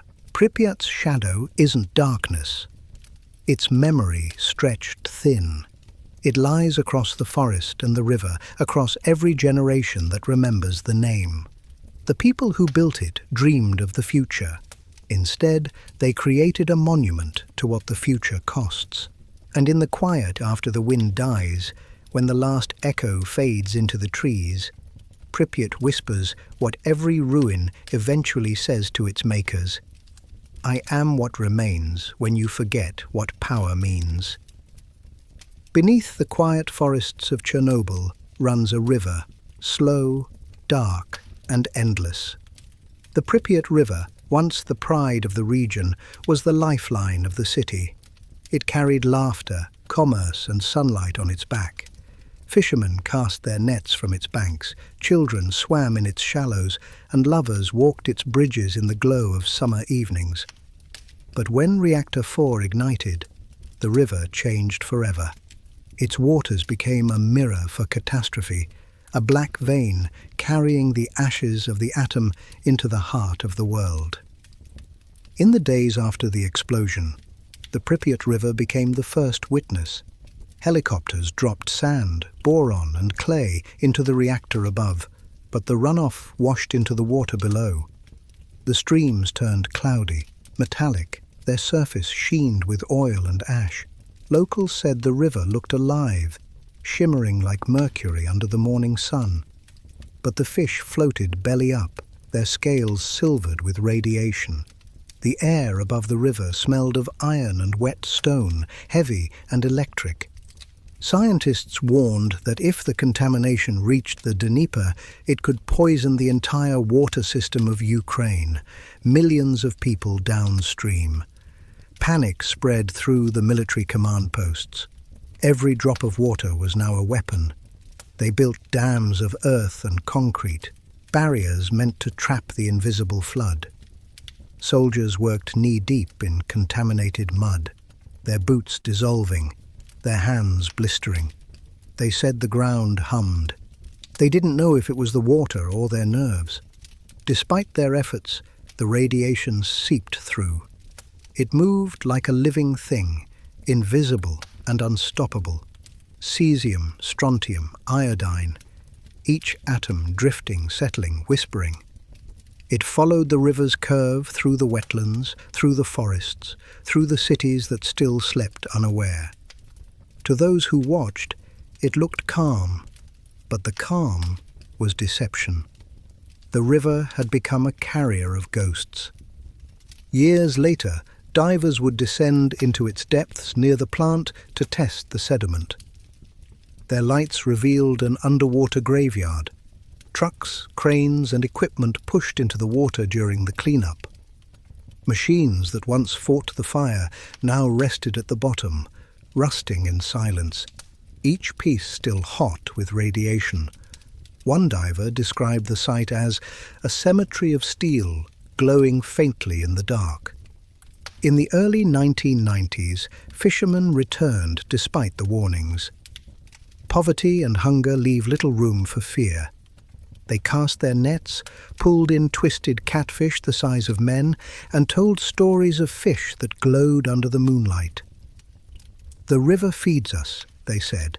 "It always has." The government posted signs marked with the red radiation symbol, but nature doesn't read, and neither do the hungry.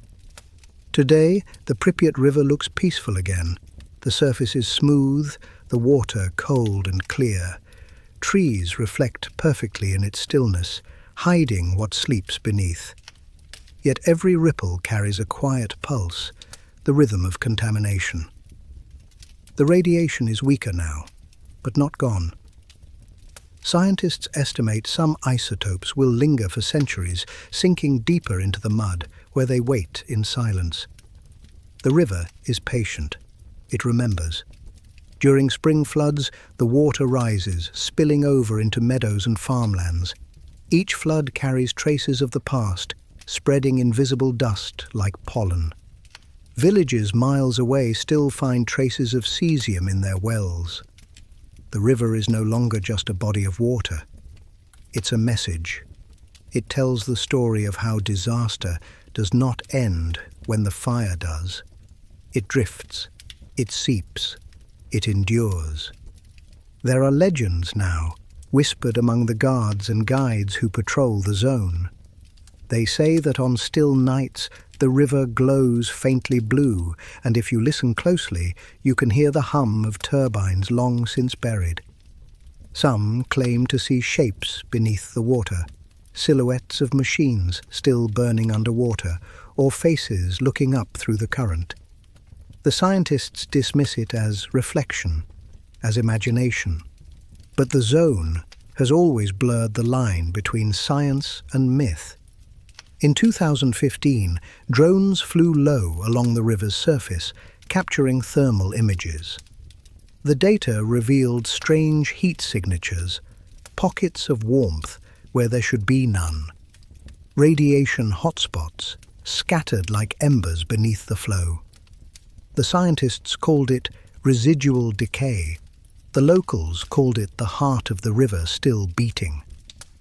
Chernobyl's fire had found a new home, not in the air or soil, but in the current that connects everything. The Pripyat River became its carrier, its messenger, its memory. Long after the last reactor cools, after the last wall crumbles, the water will still move.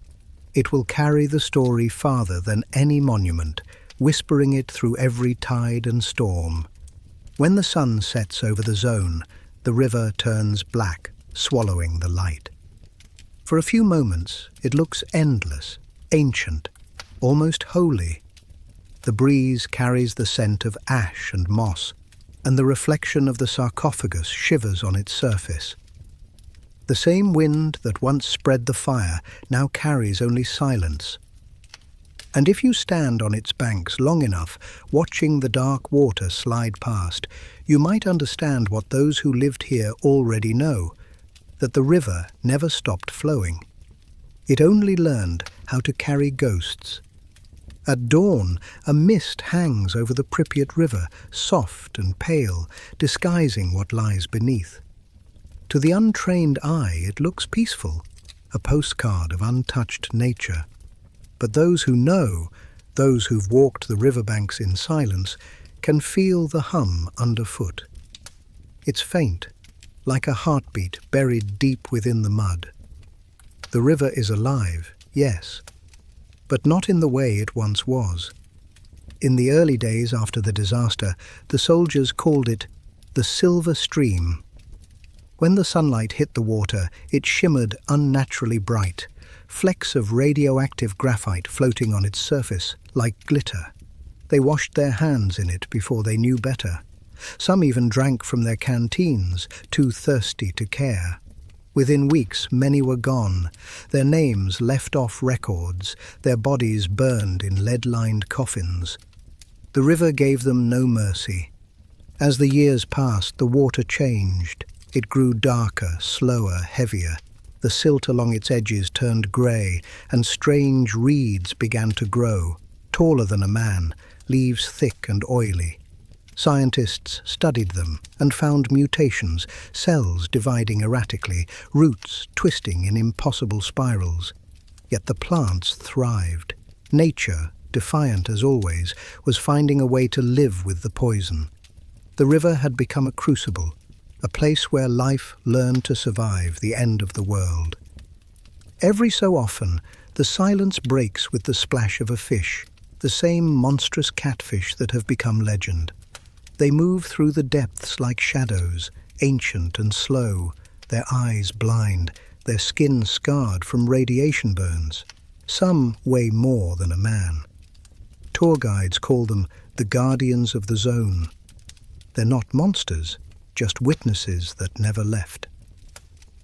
In 1999, a small team of researchers launched a boat down the Pripyat to collect sediment samples. Their equipment buzzed constantly. Radiation levels rose the closer they drifted toward the reactor's cooling channel. One of the researchers, Elena Koval, later wrote in her journal, "The water looks black from above, but when you scoop it up, it glows faintly green. It's like holding a piece of the night." Her notes end abruptly 2 days later. She died within the year. The samples she collected are still locked in a vault in Kiev, too hot to study safely. Locals tell stories of strange lights above the water on moonless nights, streaks of blue that ripple just below the surface. Scientists explain it as Cherenkov radiation from decaying isotopes. The villagers call it the river's sorrow. To them, it's the souls of those who never came home, drifting downstream toward the sea. Every generation inherits the river differently. For the old, it's memory, the place where they once bathed, fished, and dreamed. For the young, it's warning, a boundary between the safe and the forbidden. Yet the river doesn't belong to either. It belongs to what came after. It belongs to the silence. Satellite images taken in recent years show the Pripyat snaking through the zone like a dark scar. Its waters connect the living forests to the dead plant, stitching together the old and the new. Along its path, radiation levels fluctuate wildly, clean in one bend, lethal in the next. It's unpredictable, as if the current itself still carries moods. The river's real power, though, isn't in its danger. It's in its memory. It remembers everything: the heat, the panic, the ashes of the graphite, the laughter of children who once swam along its shore. It holds all of it perfectly, without judgment. That is what makes it haunting. The river forgives nothing, but it forgets nothing either. And when the wind moves across its surface, you can hear the faintest murmur. Not a voice, not exactly, but something close. A whisper made of current and time. Some say it sounds like a lullaby, others like static. But those who have been there know the truth. It's the sound of history breathing. The Pripyat River is the artery of the zone. It carries not blood, but memory, not life, but warning. It flows past the ruins, through the ghost forests, under bridges that lead nowhere. It is the link between what was and what remains. And long after the last reactor cools, long after the steel dome rusts into the soil, The river will still move, slow, steady, endless, because water remembers.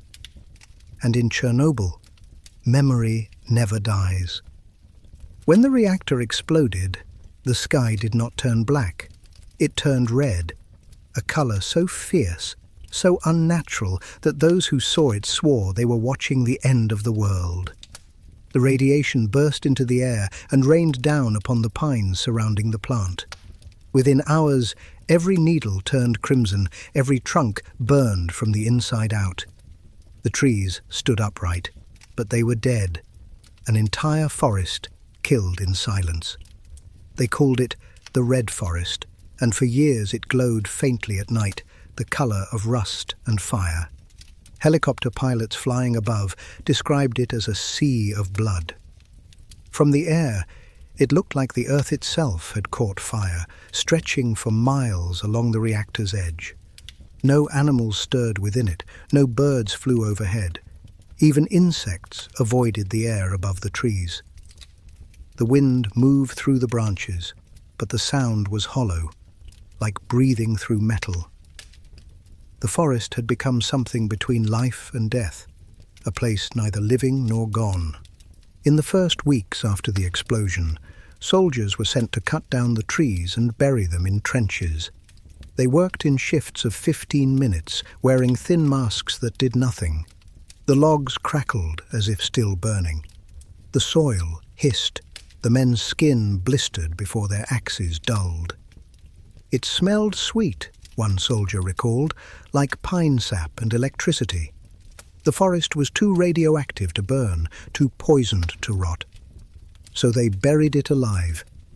The trenches still exist, long scars in the earth, each one a grave for trees that once breathed light. Scientists later returned, wrapped in lead-lined suits, to study what was left. They expected decay. Instead, they found persistence. The forest was mutating, new shoots rising from poisoned soil, bark thick as armor, needles pale and waxy. Radiation had not erased life, it had rewritten it. The Red Forest became a living experiment, proof that nature, even when shattered, refuses to surrender. Yet the beauty of it is deceptive. The soil still hums with cesium and strontium. The air carries invisible particles that can sicken with a single breath. Geiger counters spike near fallen branches. Rain awakens the old radiation, pulling it back to the surface. Even today, walking through the Red Forest feels like trespassing on sacred ground. The silence is total. No bird song, no buzzing, no heartbeat, but your own. The quiet presses against you until it feels alive. Tour guides avoid it when they can. The few who dare to enter move quickly, speaking little. One described the experience as walking through a photograph. Everything still, colors muted except for the red that stains the soil. "It's beautiful," she said, "but it feels wrong, like the world forgot how to breathe." At sunset, the forest glows. The light catches the reddish trunks and turns the entire landscape to gold. From a distance, it looks almost holy, as if the land itself has chosen to remember through color. But step closer, and the illusion breaks. The air is heavy, the ground soft, the scent of ozone sharp in your lungs. Beauty and danger share the same breath here. Ecologists call the Red Forest one of the most contaminated places on Earth. Yet it is also one of the most alive. Wolves roam its edges, boars dig through the ash, and birds nest in the skeletons of trees. Life, uninvited but unstoppable, has returned. Some animals are smaller, some larger, some born with deformities. Still, they thrive. It is as though evolution itself has learned to adapt to radiation, bending, twisting, surviving. When the wind rises, it carries fine red dust into the sky, remnants of the trees that first burned in silence. That dust drifts for miles, invisible but eternal, each grain a whisper of what happened. Every breath in the zone, no matter how clean, contains a trace of that dust. It's in the soil, in the rivers, in the bones of animals that walk the ruins. The forest is not a memory, it's a presence. And at night, when the moonlight falls over the scarlet trunks, the forest seems to glow again, not with fire, but with remembrance.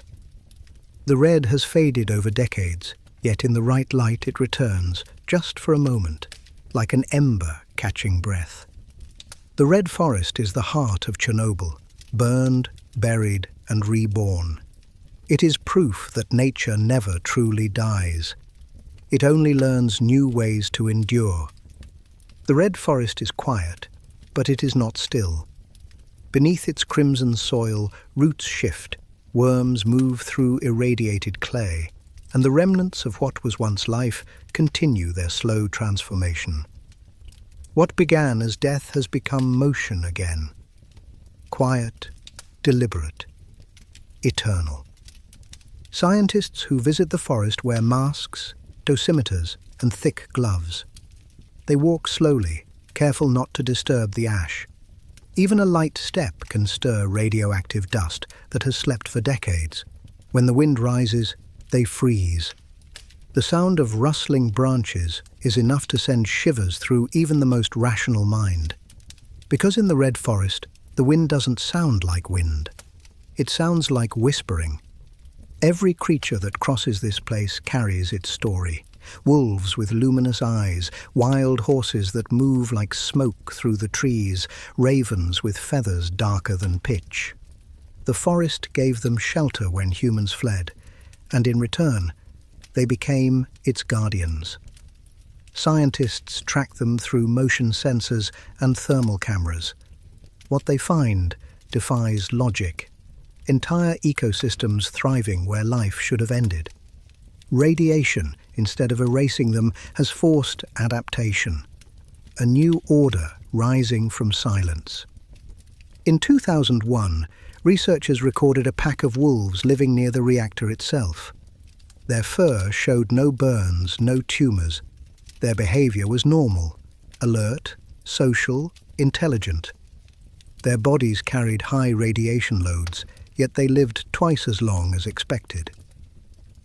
One biologist whispered, "They are the children of Chernobyl. They don't fear the forest because they are made of it."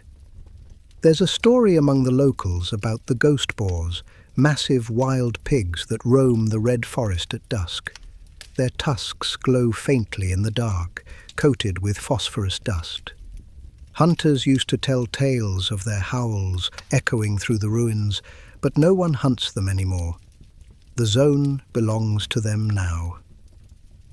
Over time, the red forest became more than a scar. It became an experiment without a lab. Scientists return year after year, measuring, studying, recording. They find mushrooms that absorb radiation like sponges, bacteria that feed on it, plants that twist their DNA to survive it. Life has rewritten its rules here. It's as though the forest, having been burned by human hands, decided to evolve beyond them. But even among the beauty, there is unease. Every step deeper into the red forest feels like entering another world, a mirror of ours, just slightly wrong. The colors too vivid, the air too thick, the silence too complete. It's not empty. It's listening. Visitors describe the sensation of being watched, though no one is ever there. Perhaps it's the wind, or perhaps the forest remembers the men who cut its heart out and buried it alive. The trenches where the radioactive trees were entombed still exist, long ridges overgrown with moss and wildflowers. Beneath them, the logs remain untouched, their cores still glowing faintly with cesium and plutonium. Geiger counters scream when held above those mounds. The ground there is never walked on for long. The radiation levels are lethal within minutes. It is, quite literally, a buried fire. In the early 2000s, drones captured footage of small fires breaking out in the red forest during dry summers. They burned blue and white, cold-looking, almost unreal. Firefighters couldn't enter, the air was poison. They watched from helicopters as the smoke rose into the atmosphere, a plume of radioactive dust drifting once more into the world. The same dust that fell in 1986. History, it seemed, had found a way to repeat itself. Today, the forest stands both as warning and wonder. Its trees are no longer red but pale, their bark grey and scarred, yet the ground beneath still breathes with radiation. Nature has reclaimed what humans abandoned, but it has done so on its own terms. No longer green, no longer safe, only alive. Standing there, surrounded by the skeletal pines and the heavy humming air, you realize the red forest is not a monument to death. It's a monument to endurance, to the power of the world to keep turning, even after we've tried to stop it. It is a reminder that life is neither pure nor kind, but relentless. And as dusk falls, the wind carries red dust across the plain, fine, silent, infinite. It glows for a moment in the setting sun, then disappears, scattering back into the soil from which it came. The forest sleeps again, crimson and patient, waiting for the next trespasser to listen closely enough to hear what it's been saying all along. You can bury us, but you cannot forget us. The sarcophagus was never meant to last. It was built in desperation, a monument not to triumph, but to containment. In the months following the explosion, the Soviet Union raced against time to seal away the fury of Reactor 4. Soldiers, engineers, and prisoners worked shoulder to shoulder in suffocating heat, under radiation levels that melted film and fried machines. The structure they built was called the Ukriti, or the shelter. To the world, it became known as the Chernobyl sarcophagus. It rose from the ruins like a wounded beast, jagged and uneven, made of steel, concrete, and panic. Helicopters hovered overhead, dropping slabs and panels into place, while men below welded in clouds of radioactive dust. Their protective suits were thin, their time on site measured in seconds. They were called the biorobots, human replacements for the machines that died within minutes of exposure. Each man carried one piece of metal, one shovel of debris, one heartbeat closer to death. When it was finished in November 1986, the sarcophagus stood 200 feet high, a grey, trembling tomb over the melted core. The Soviets declared victory. The reactor is contained, they said, but inside the fire still moved. The air shimmered with radiation. The corium, that molten heart, continued to pulse and crackle beneath the layers of steel. It wasn't dead. It was dreaming. For decades, the sarcophagus loomed over the zone like a god of ruin. Its walls leaked. Its beams corroded. Rainwater dripped through the cracks, pooling over the corium, releasing vapor that shimmered like ghosts. Engineers could hear the steel groan at night, expanding and contracting with the heat. They said it sounded like breathing. Some nights it was soft, steady. Other nights it roared. Inside that tomb, time slowed. Dust gathered like snow over rusted cranes, over the twisted remains of the reactor's skeleton. Radioactive spiders built webs across control panels. The floor glistened with condensation that glowed faintly in the dark. It was both grave and cradle, the place where destruction was preserved, frozen mid-explosion. Few were allowed inside. Those who entered described the experience in whispers. The light was dim, the air thick. Their Geiger counters ticked in rapid, nervous bursts. "It's like walking through a cathedral built by ghosts," one scientist said. Another described hearing faint metallic knocks echoing through the corridors, though he was alone. Perhaps it was the steel settling. Perhaps it was something else. By the 1990s, the sarcophagus began to collapse. The radiation had weakened its bones, corroding bolts, warping beams. The structure that once imprisoned the fire was now being eaten by it. Engineers watched with dread as sections of roof sagged inward, threatening to release the dust trapped beneath. "We built a coffin," one of them said, "and now the dead are trying to get out." So the world intervened. A new plan was born, not to rebuild, but to entomb the tomb itself. The new safe confinement, a steel arch taller than the Statue of Liberty, would be slid over the sarcophagus like a second skin. It would cost billions and take decades, but it was the only way to silence the reactor once more. In 2016, under grey Ukrainian skies, the arch began its slow crawl across the ruins. It moved at the pace of a glacier, inch by inch, until it swallowed the old sarcophagus whole. The engineers watching fell silent. Some wept. It was not victory they felt, but closure. A quiet acknowledgement that humanity's greatest failure had finally been buried deep enough to rest. Inside that arch, the old sarcophagus still stands. The reactor still hums faintly. The corium still sleeps, its heart cooling by millimeters each year. Radiation remains, invisible and absolute, a presence felt more than seen. And yet in the silence there is peace. A fragile, uneasy peace that hums like a heartbeat under the floor. Visitors standing outside the dome describe it as sacred. The air is still, the light diffused. Birds nest in the rafters above, and grass grows between cracks in the concrete. The world has begun to return carefully, as if testing forgiveness. But beneath the surface, under tons of steel and sorrow, the silence endures. It is not the silence of death, but of memory. The sound the earth makes when it chooses not to forget.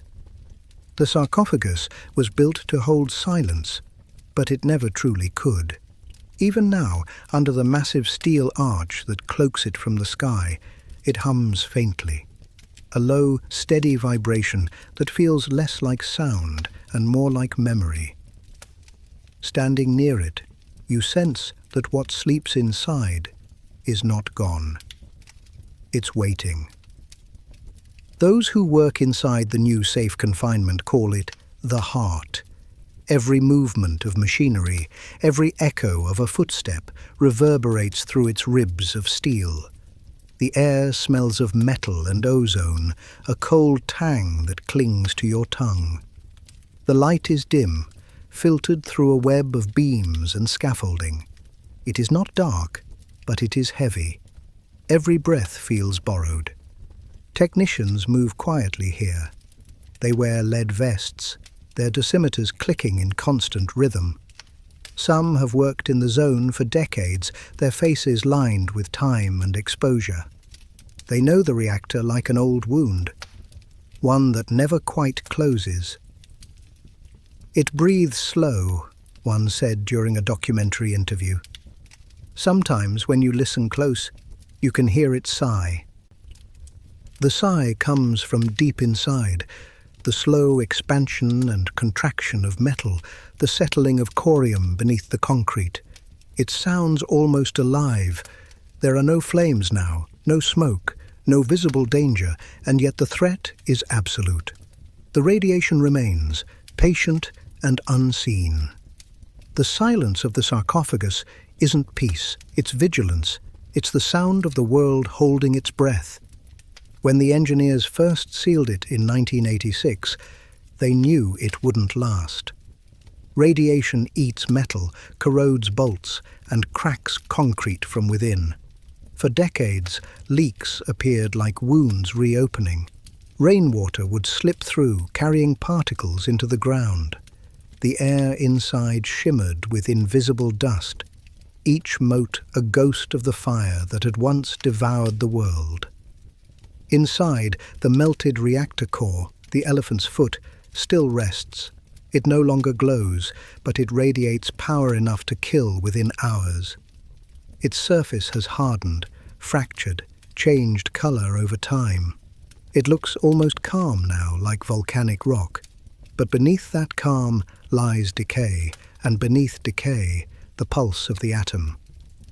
The scientists who monitor it do so remotely, using cameras and robots. No human will ever touch it again. The silence around the sarcophagus is sacred. Workers avoid speaking loudly. Even laughter feels out of place.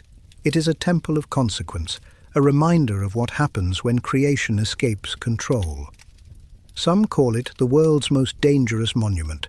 Others call it humanity's most honest, because within those walls lies proof that brilliance and ruin are born of the same hands.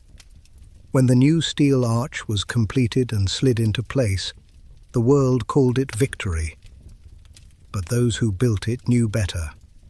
It was not an end, only another layer of distance between man and the fire he made. "We didn't fix it," one Ukrainian engineer said. "We just learned to live with it." The sarcophagus is more than a tomb. It's a clock. Every decade, its radiation will fade a little more, the metal will rust, the concrete will crumble. But the half-lives inside count differently. Some isotopes will outlive civilizations. Humanity built this silence to last longer than itself. Perhaps that's the most haunting truth of all. Outside, the world moves on. Tourists come to stare from safe distances, cameras humming, voices low. They see only the steel dome, the polished surface, the symmetry, the illusion of control. But the earth beneath still burns in slow motion. Each heartbeat of decay is another reminder that the disaster is not finished. It is only quieter now. At night, under the Ukrainian stars, the sarcophagus gleams faintly. The wind carries the hum through the trees, blending it with the whisper of grass and the call of night birds. If you close your eyes, you can almost imagine it breathing, slow, weary, endless.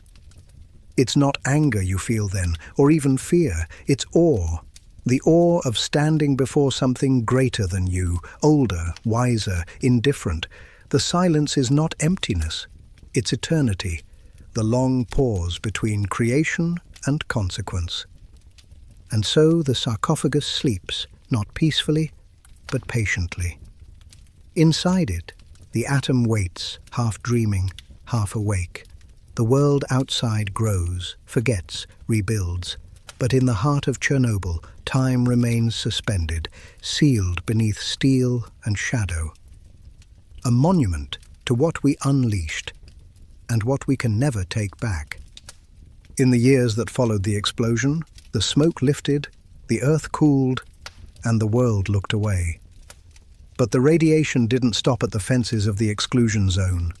It drifted on the wind, fell with the rain, and settled quietly into the soil of villages hundreds of miles away.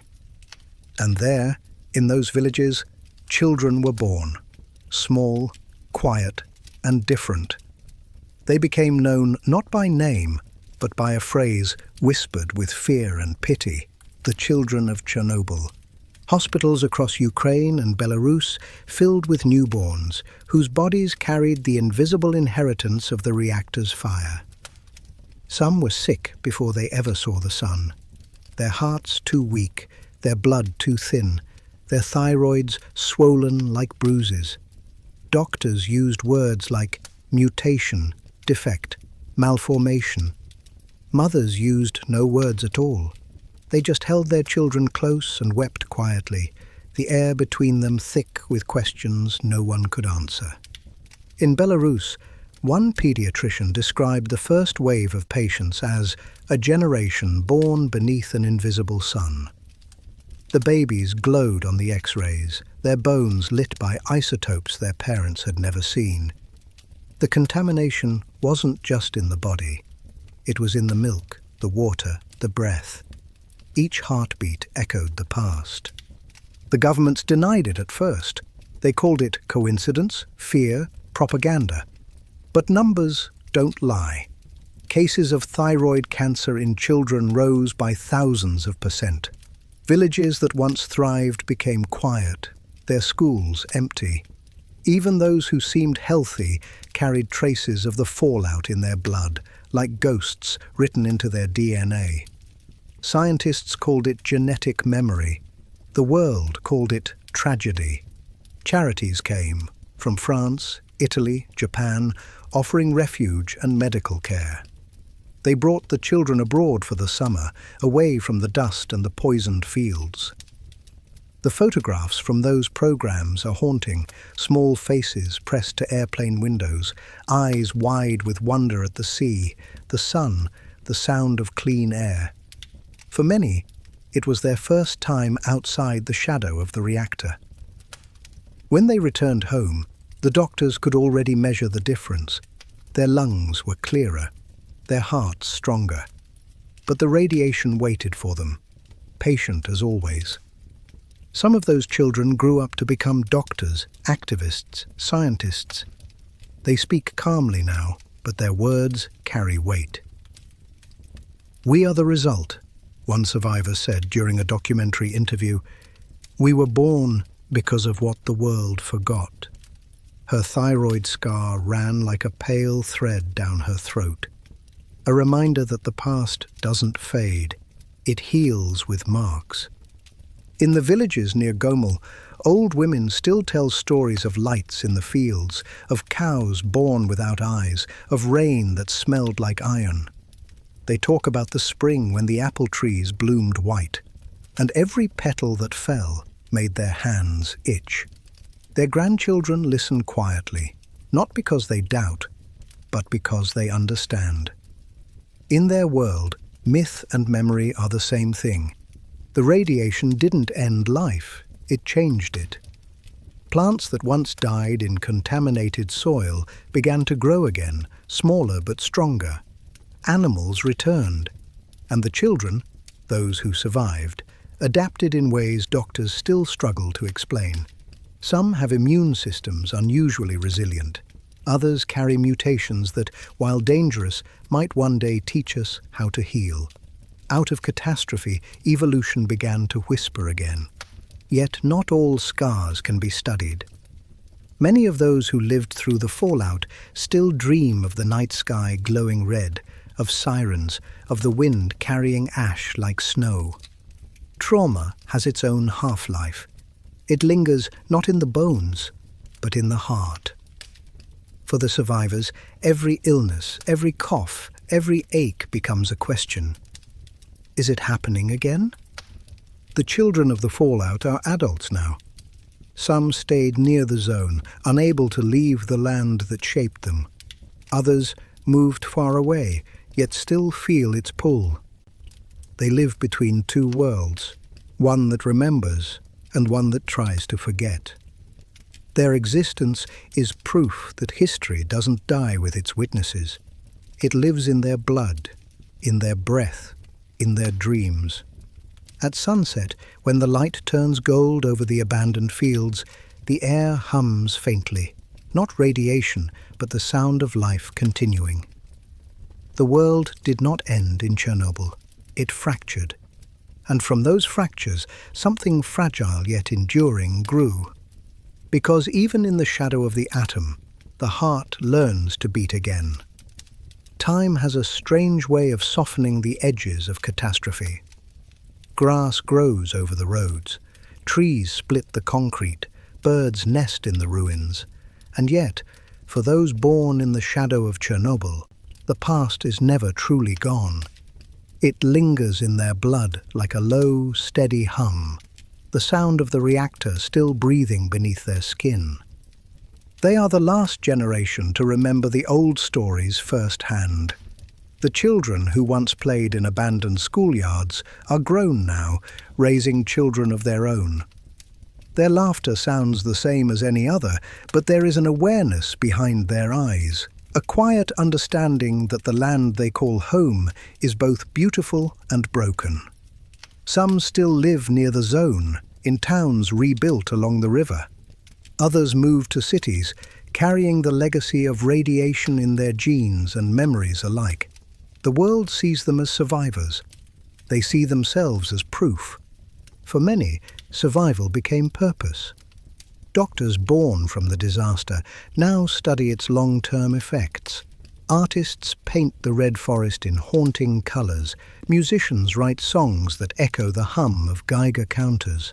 They have taken the tragedy and turned it into language, the only way to make sense of something too vast to understand.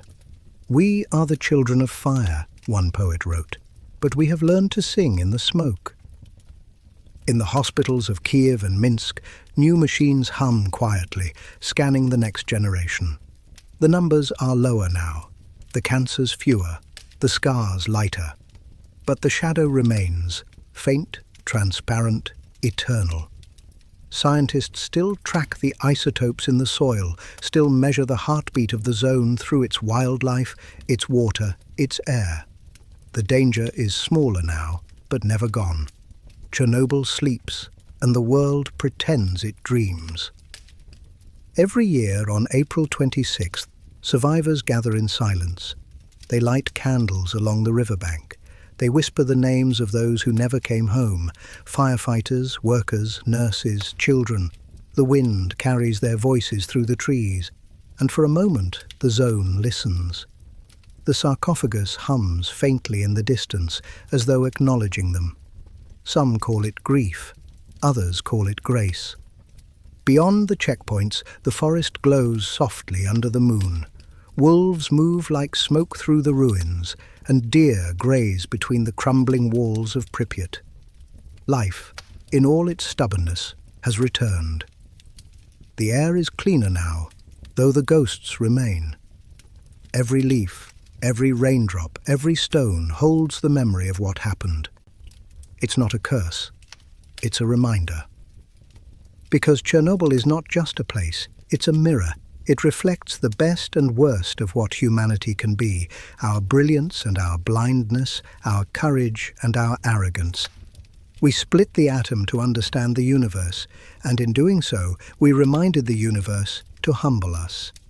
The children of the fallout walk beneath that truth every day. They live, they love, they dream, proof that life endures even when it should not. Their existence is a quiet defiance, a heartbeat that refuses to stop echoing. They are not victims, they are the continuation. And when the night falls over the zone, when the Ferris wheel stands silhouetted against the stars, and the wind carries the faint hum of the reactor across the forest, the story of Chernobyl feels less like an ending and more like a vow, a promise carved in silence. We will remember.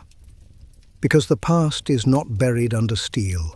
It breathes through those who came after. It walks, it dreams, it grows.